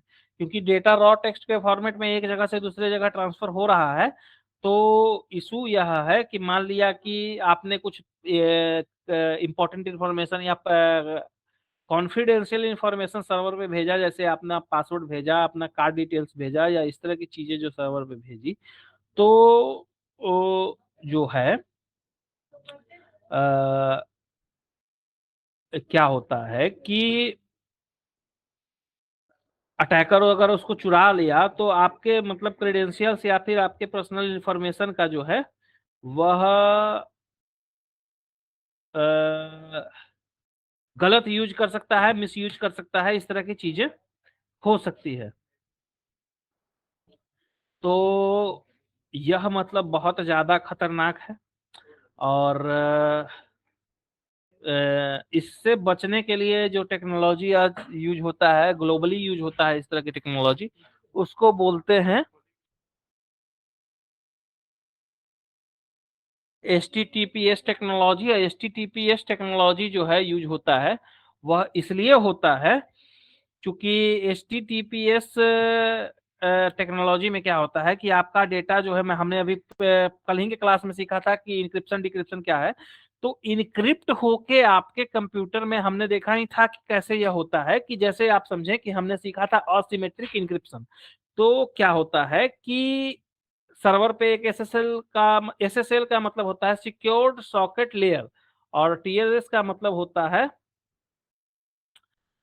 आपका टीएलएस का क्या है, हम लोग जान लेते हैं टीएलएस का क्या वो होता है। टीएलएस के बारे में इसका बोलता है ट्रांसपोर्ट लेयर सिक्योरिटी। तो एसएसएल और टीएलएस का क्या है कि यह क्या करता है कि जैसे ही कोई सर्टिफिकेट आपके वेब सर्वर पे इंस्टॉल होता है और वेब सर्वर पे सर्टिफिकेट आपका इंस्टॉलेशन हुआ, तो सर्वर क्या करता है कि दो तरह का इंफॉर्मेशन स्टोर करके रखता है। पहला है प्राइवेट की। प्राइवेट की आपका सर्वर पे इंस्टॉलेशन होता है और आपने सीखा था असिमेट्रिक इंक्रिप्शन में कि दो तरह की होती है, प्राइवेट की और पब्लिक की। तो प्राइवेट की जो है सर्वर पे इंस्टॉल होता है, जैसे ही कोई भी क्लाइंट उस सर्वर से कनेक्ट करने का प्रयास करता है तो क्या एक पब्लिक की जो है सर्वर वापस क्लाइंट को देता है। तो पब्लिक की सर्वर ने वापस क्लाइंट को दिया, तो उस जो डेटा आप ट्रांसफर होगा वह इनक्रिप्ट करके ट्रांसफर होगा उस पब्लिक की से, और सर्वर के पे जब वो डेटा जाएगा तब उसको डिक्रिप्ट करेगा और डिक्रिप्ट करके और तब वह उस तरह की चीजें करेगा। तो यह मतलब जो होता है, तो एसएसएल क्या होता है, यह एक सर्टिफिकेट है जिसके अंदर इस तरह की चीजें जो की है, जो वैल्यूज हैं, जो प्राइवेट की हैं, जो पब्लिक की है, इस तरह के वैल्यू जो कोई भी ऑर्गेनाइजेशन जो एसएसएल सर्टिफिकेट देता है, क्योंकि ऐसा नहीं कि आप खुद का अपना एसएसएल सर्टिफिकेट बना लें और पूरी दुनिया में वो ट्रस्ट हो, तो यह ऐसा नहीं है। कोई ट्रस्टेड ऑर्गेनाइजेशन के द्वारा ही एसएसएल सर्टिफिकेट प्रोवाइड किए जाते हैं जिसको कि दुनिया में हर कंप्यूटर ट्रस्ट कर सके, हर सर्वर वाला ट्रस्ट कर सके। तो जो ऑर्गेनाइजेशन या फिर जो इस तरह की चीजें प्रोवाइड करती है वह एक सर्टिफिकेट देती है और एसएसएल उस सर्टिफिकेट का ही नाम है। इसको बोलते हैं सिक्योर्ड सॉकेट लेयर सर्टिफिकेट या फिर ट्रांसपोर्ट लेयर सिक्योरिटी सर्टिफिकेट। तो 4 लेयर सिक्योरिटी हैंडशेक के बारे में मैंने आपको बताया ही, वो क्या है, greeting browser send a supported encryption method to the server, मतलब पहले ब्राउजर बताएगा कि हम कौन से मेथड को सपोर्ट करते हैं, मतलब कौन से टेक्नोलॉजी को हम सपोर्ट करते हैं, मतलब ब्राउजर बताएगा सर्वर को, तभी तो सर्वर की वगैरह देगा उसको। तो वह बताएगा सर्वर को कि आप एसएसएल सपोर्ट, एसएसएल और टीएलएस के बारे में समझें कि एसएसएल जो है यह एक ओल्ड इंक्रिप्शन टेक्नोलॉजी है जो पहले यूज होता था। मतलब पहले जब एचटीटीपीएस फर्स्ट टाइम आया था उस समय जो इंक्रिप्शन टेक्नोलॉजी यूज होता था उसको बोलते थे SSL technology, secured socket layer technology. और उसके बाद जो नया टेक्नोलॉजी आया है जो अभी अभी करंट में यूज हो रहा है उसको बोलते हैं ट्रांसपोर्ट लेयर सिक्योरिटी टेक्नोलॉजी। तो एसएसएल और टीएलएस के बारे में टेक्नोलॉजी दोनों एक ही है, पर एसएसएल जो है पहले स्टार्टिंग में जो चलता था यह टेक्नोलॉजी, और टीएलएस जो है अभी करंट में यूज हो रहा है। क्योंकि दोनों का पर्पस यही है तो मतलब सेम ही वर्ड है। आदमी आज भी उस एचटीटीपीएस सर्टिफिकेट को एसएसएल सर्टिफिकेट ही बोलता है, और वर्ड दोनों लगभग सिमिलर है, तो एसएसएल/टीएलएस लिख के आता है, आप बहुत जगह पे इसको देखेंगे। तो 4 लेयर सिक्योरिटी हैंडशेक में मतलब ब्राउजर वो बताएगा कि वह एसएसएल को मतलब सपोर्ट करता है, टीएलएस को सपोर्ट करता है, उसके कौन से वर्जन को सपोर्ट करता है, यह सब चीजें ब्राउजर इंक्रिप्शन वगैरह का डिटेल्स सर्वर को देगा। सर्वर उसको पब्लिक की देगा और वह सर्टिफिकेट जो है ब्राउजर को दे देगा। जो भी सर्टिफिकेट साइन किया गया है, जिस ऑर्गेनाइजेशन ने उसको वो सर्टिफिकेट दिया है कि हाँ सर्वर इस टेक्नोलॉजी का यूज कर रहा है, एसएसएल या टीएलएस टेक्नोलॉजी का, उसका सर्टिफिकेट जो है कि मतलब हाँ ये सच में यूज कर रहा है, इस सर्वर के पास सच में इंस्टॉल है, इंक्रिप्शन वगैरह हो रहा है, तो वह सर्टिफिकेट जो है वह ब्राउजर को वापस दे देगा। और ब्राउजर को वापस दिया अगर वह सर्टिफिकेट, तो ब्राउजर उसको पार्स करेगा, और पार्स करके वह आपको जो सिक्योर वाला ताला है जो आपके ब्राउजर में टॉप पे दिखता है वो आपको दिखाएगा कि हाँ अब सिक्योर्ड कनेक्शन हो गया है। उसके बाद क्या करेगा कि सर्वर एक सीक्रेट की सेशन वाला और बनाएगा। ब्राउजर जो है एक सेशन की बनाएगा, क्योंकि ब्राउजर जानते ही हैं कि कुकीज और सेशन के टेक्नोलॉजी है, तो एक सेशन की बनाएगा और उसका और पब्लिक की को सर्वर का इनक्रिप्ट कर देगा और उस सेशन की से और इनक्रिप्ट करके स्टोर करके रखेगा। अब जो भी डेटा ट्रांसफर होगा वह इनक्रिप्शन के वो माध्यम से ही होगा। पहले डेटा इनक्रिप्ट होगा, फिर जाएगा सर्वर पे डिक्रिप्ट होगा, फिर सर्वर उसको अच्छे से रीड करेगा, फिर सर्वर वापस आपके सिस्टम तक भेजेगा। मतलब इंक्रिप्शन इंक्रिप्टेड डिक्रिप्टेड टेक्नोलॉजी में अब जो भी डेटा ट्रांसफर हो रहा है वो होगा। तो यह टेक्नोलॉजी जो है इसको बोलते हैं एसएसएल टीएलएस टेक्नोलॉजी। और हर वेबसाइट जहां पे भी आप अपना सेंसिटिव इंफॉर्मेशन डाल रहे हैं, सेंसिटिव इंफॉर्मेशन कहने का मतलब आप अपना कार्ड डिटेल्स डाल रहे हैं, आप अपना पर्सनल डिटेल्स डाल रहे हैं, आप अपना जो चीजें हैं आप अपना क्या बोलते हैं पासवर्ड डाल रहे हैं, आप अपना यूजर नेम डाल रहे हैं, या कोई भी इस तरह के सेंसिटिव इंफॉर्मेशन अगर डाल रहे हैं, उस वेबसाइट में एसएसएल का होना बहुत जरूरी है। मतलब वह वेबसाइट एचटीटीपीएस प्रोटोकॉल में ही काम करे, और एचटीटीपीएस प्रोटोकॉल में अगर काम करे भी तो वह वेबसाइट सिक्योर्ड भी हो। अगर आप एचटीटीपीएस साइट पे भी जा रहे हैं तो ऑलवेज रिमेंबर एक चीज जरूर चेक करें कि वह वेबसाइट के वह जो ब्राउजर है वह लॉक का निशान या दिस साइड इज सिक्योर्ड जरूर दिखा रहा हो। इससे यह बेनिफिट होता है कि साइड आपका फुल्ली सिक्योर्ड है।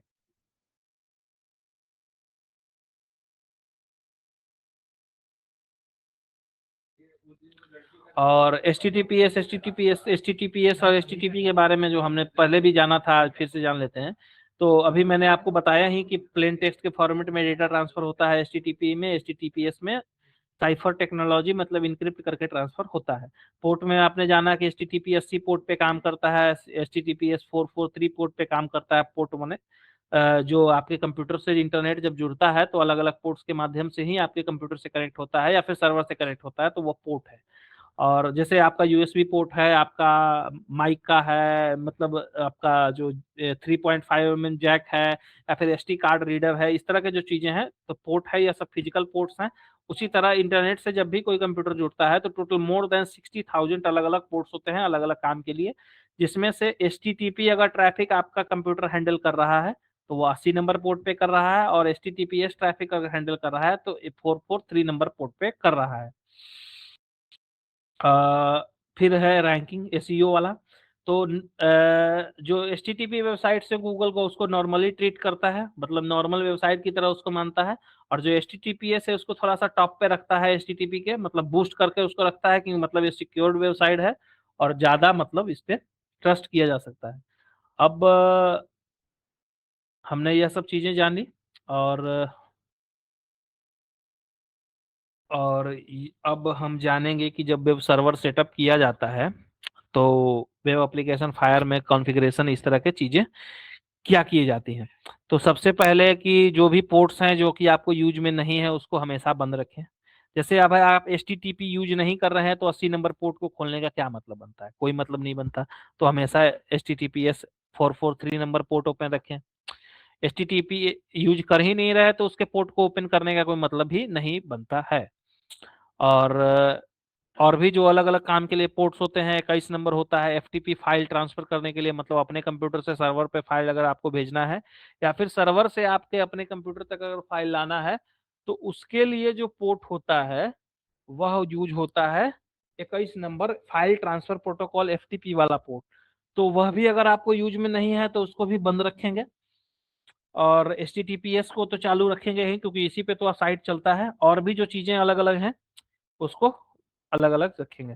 फिर की बेस्ड ऑथेंटिकेशन का क्या मतलब है कि आपका कंप्यूटर सर्वर से बात करने के लिए, मतलब आप अपने अगर कंप्यूटर से सर्वर पे कनेक्ट कर रहे हैं तो पासवर्ड की को ना पासवर्ड का यूज ना करके एक बड़े से की का यूज करें, इंक्रिप्शन डिक्रिप्शन वाले की सेट का यूज करें। और इसको बोलते हैं SHS कीज। यह 2048 और 496 बिट का एक सिक्योर ग्राफिक क्रिप्टोग्राफिक की होता है, जिसकी जो कि इम्पॉसिबल टू गेस है। मतलब आप समझ रहे हैं कि 2048 और 4096 मतलब 4096 बिट कितना ज्यादा डेटा है। इसको इतना लंबा की को कौन याद करके रखेगा, मतलब तो इस इम्पॉसिबल टू मतलब गेस होता है। और इसी को यूज करें कभी भी अपने सर्वर से कनेक्ट करें तो। और अपना सॉफ्टवेयर सिग्नेचर जो है बंद रखें। और इस तरह की चीजें जो है यह होती है सर्वर टेक्नोलॉजी में। और हमने अलग अलग सर्वर प्रोटोकॉल्स के बारे में जाना कि सर्वर प्रोटोकॉल्स अलग अलग क्या है, क्या कैसे काम करता है, और कैसे अलग अलग सर्वर प्रोटोकॉल्स काम करते हैं। कंटेंट सिक्योरिटी पॉलिसी के बारे में आप जाने कि कंटेंट सिक्योरिटी पॉलिसी के भी बारे में एक बार जान लेते हैं। कंटेंट सिक्योरिटी पॉलिसी भी शायद जानना था। तो कंटेंट सिक्योरिटी पॉलिसी के बारे में जो जाने, तो कंटेंट सिक्योरिटी पॉलिसी का मतलब है कि आप अपने साइड पे जब भी कोई कंटेंट ला रहे हैं, कहीं से कोई इमेज ला रहे हैं, कोई CSS फाइल ला रहे हैं, या फिर कोई भी इस तरह की चीजें ला रहे हैं, कंटेंट सिक्योरिटी पॉलिसी, तो कुछ भी इस तरह के डेंजरस चीजें ला रहे हैं तो वह आपका जो सिस्टम है उसको वेरीफाई करके, देखिए यहाँ पे आप इसको यहाँ पे ओपन कर लेते हैं। Open image in new tab, open नहीं हो रहा है।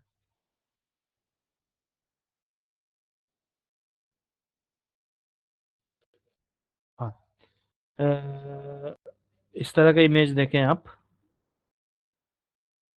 अ, अ, अरे यार, इमेज सही मिल नहीं रहा। ये इमेज सही है। इस तरह का चीजें आप देखें कि कंटेंट सिक्योरिटी पॉलिसी आखिर चीज है क्या। तो कंटेंट सिक्योरिटी पॉलिसी मतलब कुछ नहीं है, आप समझें सिंपल भाषा में इसको। अ, आवाज पहुंच रही है आप लोगों तक? आवाज सब लोगों तक पहुंच रही है? यदि पहुंच रही है तो थम्स अप करेंगे। यदि नहीं पहुंच पा रहा तो थम्स डाउन करेंगे। आवाज नहीं पहुंच रहा आप लोगों तक सही से? पहुंच रहा है। तो कंटेंट सिक्योरिटी पॉलिसी का क्या है कि यह आप समझें कि एक बिल्कुल सिंपल,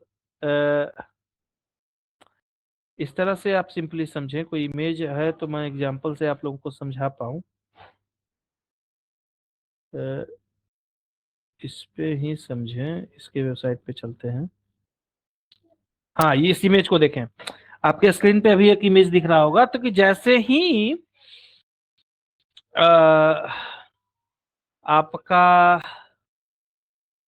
वेबसाइट कोई, मतलब आपका ब्राउजर कोई रिक्वेस्ट को फेच करने की कोशिश करता है, कुछ रिसोर्स को फेच करने की कोशिश करता है, किसी भी वेबसाइट से कोई भी रिसोर्स फेच करने की कोशिश करता है, तो क्या होता है कि मान लिया कि आपका वेबसाइट किसी दूसरे वेबसाइट से रिसोर्स, मतलब कुछ भी चीजें स्क्रिप्ट हो गया, यहाँ पे दिख रहे हैं कि when the browser attempts to load a resource script image etc, the browser checks if resource is allowed by your CSP rules. मतलब आपके सर्वर ने जो रूल सेट किया है कि कौन से वेबसाइट से यह हमारा जो कंटेंट है वह हमारे यूजर्स को दिखना चाहिए, मतलब बूटस्ट्रैप से दिखना चाहिए या नहीं दिखना चाहिए, या और भी किसी इस तरह के वेबसाइट से, या फिर कोई वेबसाइट वाला यह सेट कर सकता है कि जो ये जो कंटेंट है यह सिर्फ और सिर्फ हमारे अपने ही वेबसाइट से दिखना चाहिए। तो यह सब चीजें जो है इसको जो चेक करके, और जब चीजें होती हैं तो इसको बोलते हैं कंटेंट सिक्योरिटी पॉलिसी। और यह सब जो चीजें आपने अभी देखी हैं, अलग अलग चीजें हमने देखी, अलग अलग वेबसाइट के बारे में जाना, अलग अलग अटैक्स के बारे में जाना। आप लोग खुद से भी जाके इस तरह के अलग अलग अटैक्स के बारे में जान सकते हैं वेबसाइट पे जाके, और इसके बारे में समझ के जब भी वेबसाइट बनाएं तो इस तरह के अटैक्स के बारे में नॉलेज जरूर रखें। अगर आप आगे सीखना चाहते हैं कि हाँ यह चीज़ें सर्वर पे कैसे इम्प्लीमेंट होता है, तो सर्वर पे जाएं, अलग अलग चीज़ें देखें, गूगल पे चेक करें, और अलग अलग इस तरह की चीज़ें इम्प्लीमेंट करके, और आप लोग अपना इस तरह का जो चीज़ें हैं इम्प्लीमेंट करें। और आप लोगों का कोई सवाल है तो आप लोग पूछ सकते हैं चैट बॉक्स में। और फिर आप लोगों ने जो सबमिट किया है फॉर्म, उसको भी एक बार हम लोग चेक करेंगे, कुछ नया रिक्वेस्ट, कोई नया सबमिशन वगैरह आया है या फिर नहीं आया है। तो आप लोगों का कोई सवाल है तो वो आप पूछ सकते हैं इसमें चैट बॉक्स में। और असाइनमेंट का लिंक भेजिए। असाइनमेंट का लिंक क्या भेजना है? असाइनमेंट, अच्छा असाइनमेंट वाला लिंक चाहिए आपको, गूगल फॉर्म्स वाला, वो मैं दे देता हूँ। आप लोग इसको कॉपी करके नहीं रखते क्या? यह सेम ही लिंक होता है हर रोज का। फिर भी हो सकता है चेंज होता हो, मैं आप लोगों को दे देता हूँ।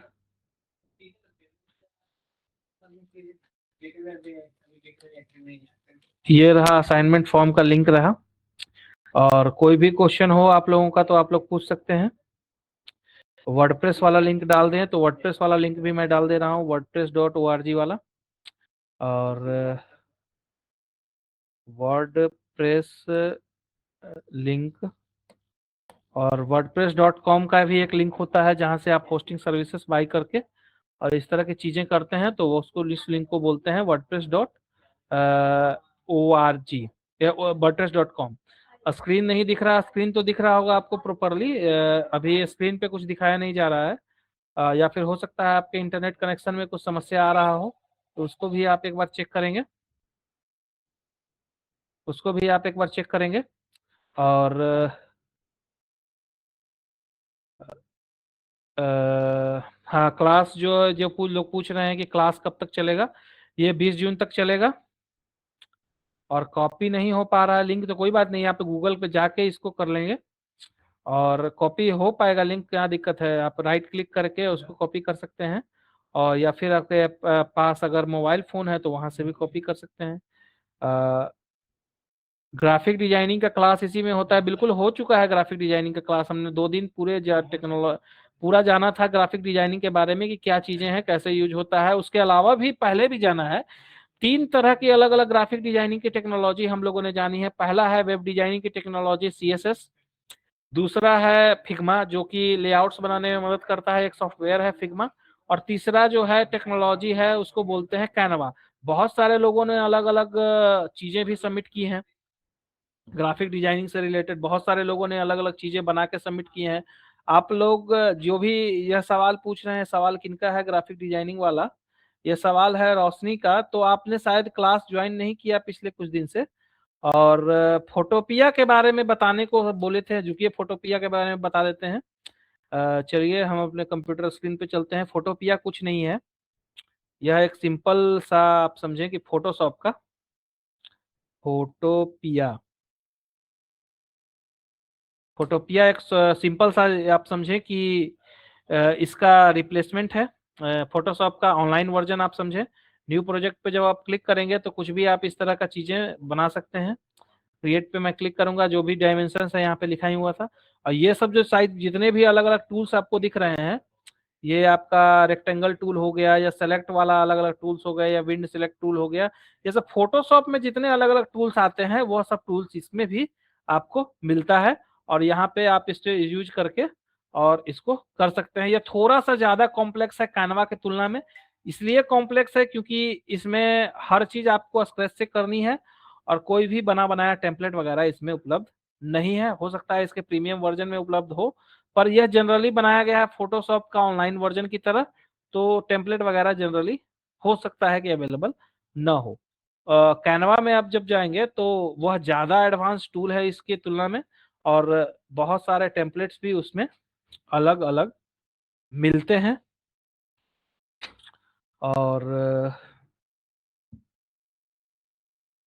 जो लोग जान रहे हैं कि हिस्ट्री के लिए कोई डेटा नहीं है, तो हिस्ट्री का अब हम लोग कल जानेंगे कि हिस्ट्री का कैसे यूज है।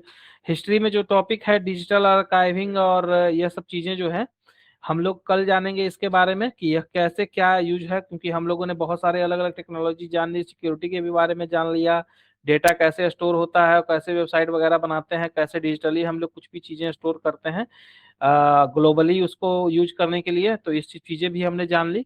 तो अब इसके बारे में हम लोग सीखेंगे कल डिजिटल जो हिस्ट्री का जो आपका टॉपिक है डिजिटल आर्काइविंग, इस तरह की चीजें जो है हम लोग कल सीखेंगे। और यहाँ पे एक स्टूडेंट का आ रहा है कि हम लोग कैनवा से ही बनाते हैं। बिल्कुल कैनवा से ही बनाए, कैनवा ज़्यादा एडवांस टूल है इस मामलों में, ग्राफिक डिजाइनिंग के मामले में, और बहुत सारा अलग अलग काम कैनवा कर सकता है। कैनवा का भी लिंक मैं दे दे रहा हूँ आप लोगों को, कैनवा से ही जाके बनाए। और कैनवा ज़्यादा इजी टू यूज इसलिए है क्योंकि यह बहुत ज़्यादा कोई स्पेशलाइज हार्डवेयर की रिक्वायरमेंट नहीं है इसको यूज करने के लिए, और इसको आराम से आप लोग यूज कर सकते हैं।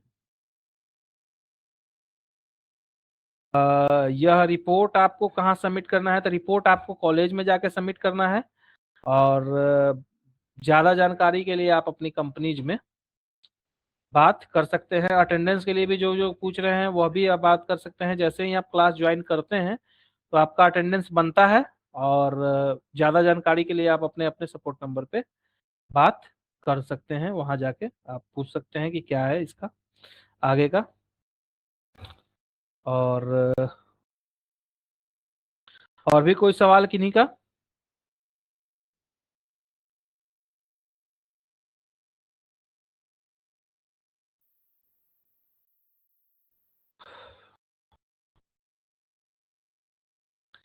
लिंक पर वेबसाइट नहीं सेंड कर पाते, बिल्कुल वेबसाइट आप सेंड नहीं कर पाएंगे लिंक में, क्योंकि वेबसाइट जो है बहुत सारे उसमें बहुत सारे अलग अलग फाइलें होती हैं और बहुत सारी चीज़ें होती हैं।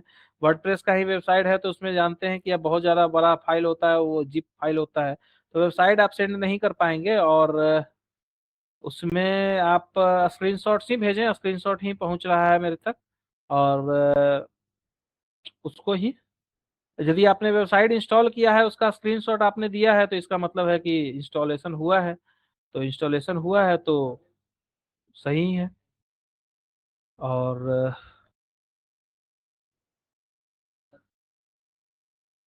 अभी कोई रिस्पांस आया है या नहीं आया है? तो अभी तो कोई तत्काल रिस्पांस नहीं आया है। और जो लोग ये पूछ रहे थे कि आपने ग्राफिक डिजाइनिंग का क्या बताया था, तो आप यहाँ पे देख पा रहे हैं कि कुछ आप ही के लोगों के जो आप ही के साथ जो पढ़ने वाले स्टूडेंट्स हैं उन्होंने ही ग्राफिक डिजाइनिंग करके एक इस तरह का देखिए बनाया है। और आपके सामने स्क्रीन पे दिख भी रहा होगा, एवरीडे स्टाइल रिनोवेटेड। ये कैनवा से शायद इन्होंने बनाया है, ये बनाया है रोशन कुमार गिरी ने। और ये प्रॉपर स्टाइलिंग का इन्होंने एक बनाया है। और ये एलसीएस कॉलेज दरभंगा का इसमें ये इन्होंने एक तरह का जो बोलें कि क्या बोलते हैं, एक पोर्टफोलियो टाइप का बनाया है, और इसमें इमेजेस और ये बताया गया है कौन कौन से कोर्सेज हैं और इसमें क्या क्या मतलब चीज़ें हैं, ये सब इसमें बताया गया है। और quality education in all now, ये सब चीज़ें यह बनाया है आयशा जावेद ने। बढ़िया बनाया गया है ये, और ग्राफिक डिजाइनिंग की टूल की मदद से ही बनाया गया है। ये फैशन वाला भी बनाया गया है। और सेव वाटर का यह बनाया है स्वाति सरगम ने। यह मतलब सेव वाटर टाइप का इन्होंने एक डिजाइन बनाने की कोशिश की है, इस तरह का बैनर बनाया है इन्होंने। और यह बनाया था समीर सिंह ने इंस्टाग्राम पे पोस्ट करने के लिए, ट्रेन लवर्स करके, जिसके अंदर who rules the track, Bihar संपर्क क्रांति सुपर फास्ट एक्सप्रेस, संपूर्ण क्रांति super fast express, Vikramshila express और स्वरत्न स्वतंत्रता सेनानी सुपरफास्ट एक्सप्रेस, इस तरह की चीजें इन्होंने लिखी है। एक ग्राफिक्स का यूज किया है इन्होंने, और इसके ऊपर इन्होंने यह एक ऐसे कलर से लिखा है कि मतलब बैकग्राउंड में वह कलर मतलब मैच हो रहा है, या इस तरह के मतलब चीजें से इन्होंने बनाया है इसको, और अच्छा लग रहा है यह। और यह ग्राफिक डिजाइनिंग का ही चीजें हैं। और यह मैं कुछ वर्डप्रेस वाले भी हैं, तो ये देखिए वर्डप्रेस पे क्या भी सबमिट किया गया है। आयशा जावेद ने एक वर्डप्रेस का वेबसाइट बना के सबमिट किया है, और आप लोग इसको देखें। इसको मैं थोड़ा सा जूम कर देता हूँ। यहाँ पे एक ब्लॉग का इन्होंने कोई टेम्पलेट यूज किया है और इससे एक वेबसाइट बनाया है, और इसका स्क्रीनशॉट इन्होंने भेजा है। और उसके अलावा फिर मैं दिखा दूं कि यह एक और भेजा है इन्होंने, आयशा जावेद ने ही यूज करके इसको। और रिया चौहान ने फिर एक भेजा है, अ, एक यह डिजाइन करके डैशबोर्ड का। और उसके बाद यह एक कार्ड भी उन्होंने डिजाइन किया है। और यह एक पीडीएफ भेजा है हमें मिंसू मिश्रा जी ने, जिसमें कि वर्डप्रेस का डैशबोर्ड का इमेज है, फिर उन्होंने जो थीम्स इंस्टॉल किया है उसका है, और कुछ पेजेस उन्होंने बनाए हैं कि जो यह है एडवेंचर थीम का इंस्टॉलेशन उन्होंने किया है, होम पेज बनाया है। और यह बनाया है मिश्रा ट्रैवल वर्ल्ड करके एक वेबसाइट बनाया है उन्होंने, और अबाउट पेज है, कॉन्टेक्ट अस पेज है, इस तरह के अलग अलग पेजेस उन्होंने बनाए हैं। और उसका एक प्रॉपर पीडीएफ शेयर किया गया है। और उसके बाद यह सोनू शाह ने भी एक वर्डप्रेस का इंस्टॉलेशन किया है, और इसका जो है हम लोगों को भेजा गया है। अ, इस तरह के अलग अलग लोग अलग अलग चीज़ें सबमिट कर रहे हैं। और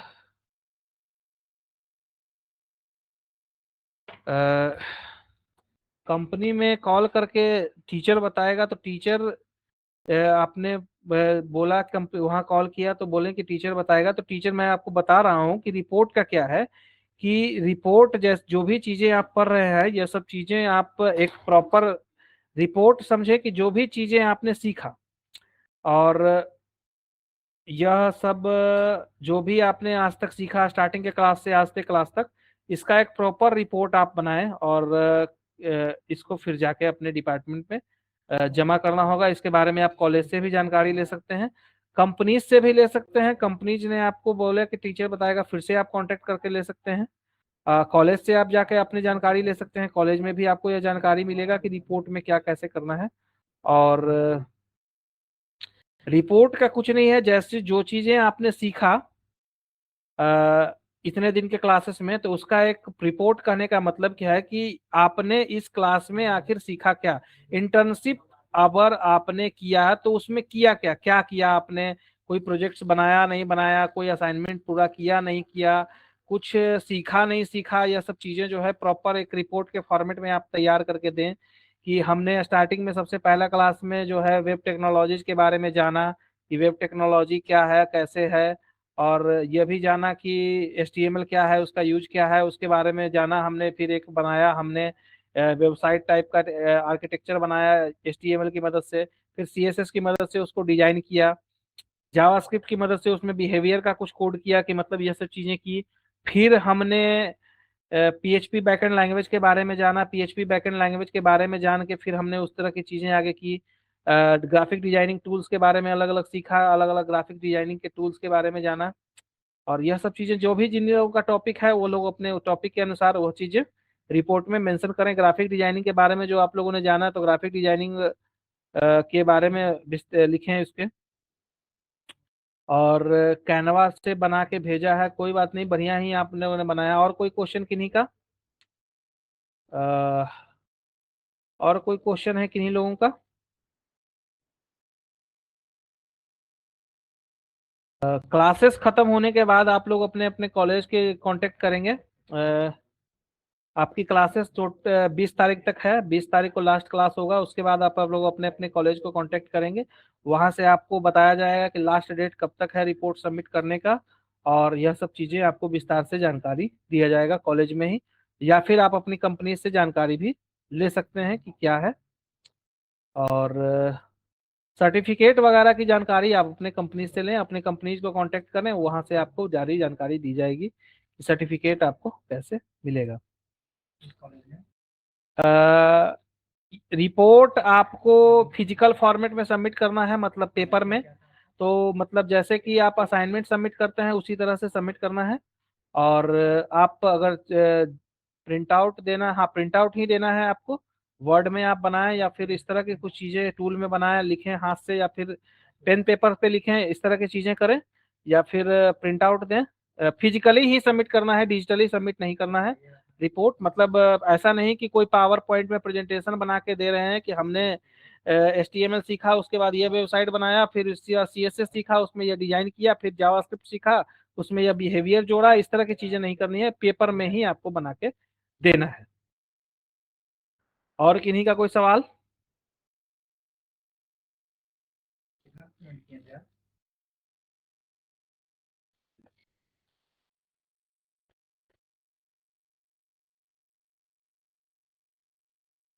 नहीं, और किन्हीं का कोई सवाल नहीं है।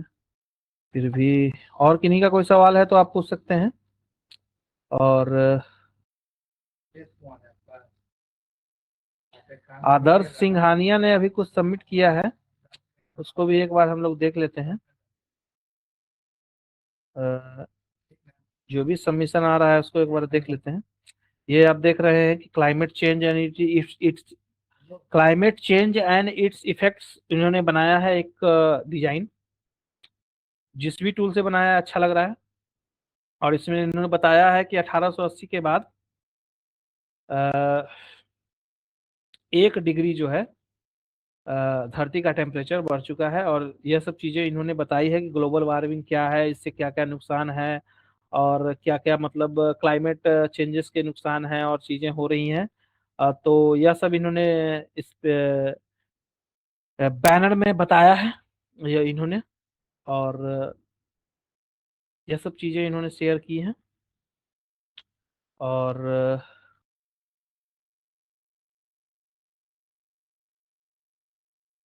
और किन्हीं का कोई सवाल?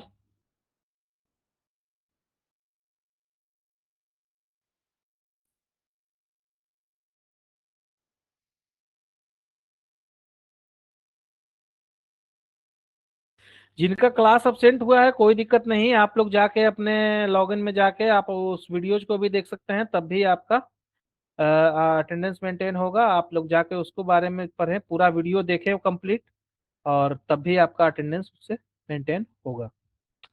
और और नॉलेज भी आपको गेन होगा कि लास्ट क्लास में क्या बताया गया था। और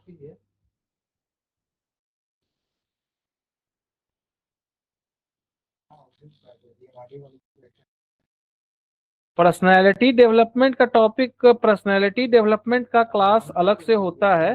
तो आप लोग इसमें कैसे ज्वाइन किए हुए हैं, यह मतलब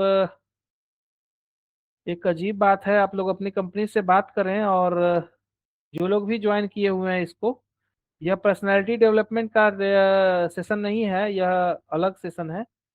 और पर्सनालिटी डेवलप है। नहीं, रिपोर्ट का अभी कुछ स्टार्ट नहीं है। रिपोर्ट जब तक आपकी क्लासेस खत्म नहीं होती हैं, रिपोर्ट का अभी कोई सबमिशन नहीं होगा। 20 तारीख तक तो आपकी क्लासेस ही चलेंगी, तो उसके बाद ही कुछ रिपोर्ट बनेगा आगे। आवाज तो आ ही रही है सभी लोगों को, और सभी लोग क्वेश्चन पूछ भी रहे हैं। जो लोग जो बता रहे हैं, जो लास्ट क्लास 20 तक है, बिल्कुल लास्ट क्लास 20 तक है आपकी। और 20 तारीख के बाद 20 तारीख को लास्ट क्लास चलेगा आपका। इसके बारे में लास्ट क्लास में ये डिस्कशन होगा कि जो भी टेक्नोलॉजीज हमने सीखी है स्टार्टिंग से आखिरी तक, उसको कैसे, टेक्नोलॉजी हमने सीखा, HTML सीखा, CSS सीखा, PHP सीखा, और भी अलग अलग टेक्नोलॉजी सीखी, तो सबको आपस में मिला के कैसे यूज किया जाए, और इस तरह की चीजें जो है यह हम कैसे यूज करें, इसके बारे में भी हम जानेंगे। अ, हम चलते हैं फिर, आपसे आप लोगों से मिलते हैं फिर नेक्स्ट क्लास में कल, ठीक इसी समय पे। और 20 के बाद नहीं, 20 के बाद क्लास नहीं होगा आप लोगों का, लास्ट क्लास ही 20 तक है। और फिर आपसे मिलते हैं कल इसी समय पे। तब तक के लिए आप लोग जाएं और अलग अलग चीज़ों के बारे में जानें। यहाँ पे साइबर सिक्योरिटी के बारे में भी मैंने आपसे को बताया है, और जाके आप लोग इसके बारे में प्रैक्टिस करें। और जो भी प्रैक्टिस आप लोग करें, असाइनमेंट फॉर्म मैंने आपको दिया ही है, वहाँ पे जाके अपना सबमिट भी करें। और इससे लोगों ये मतलब ये भी पता चलेगा कि आप लोग कुछ प्रैक्टिस भी कर रहे हैं। चलिए मिलते हैं आपसे फिर नेक्स्ट क्लास में कल।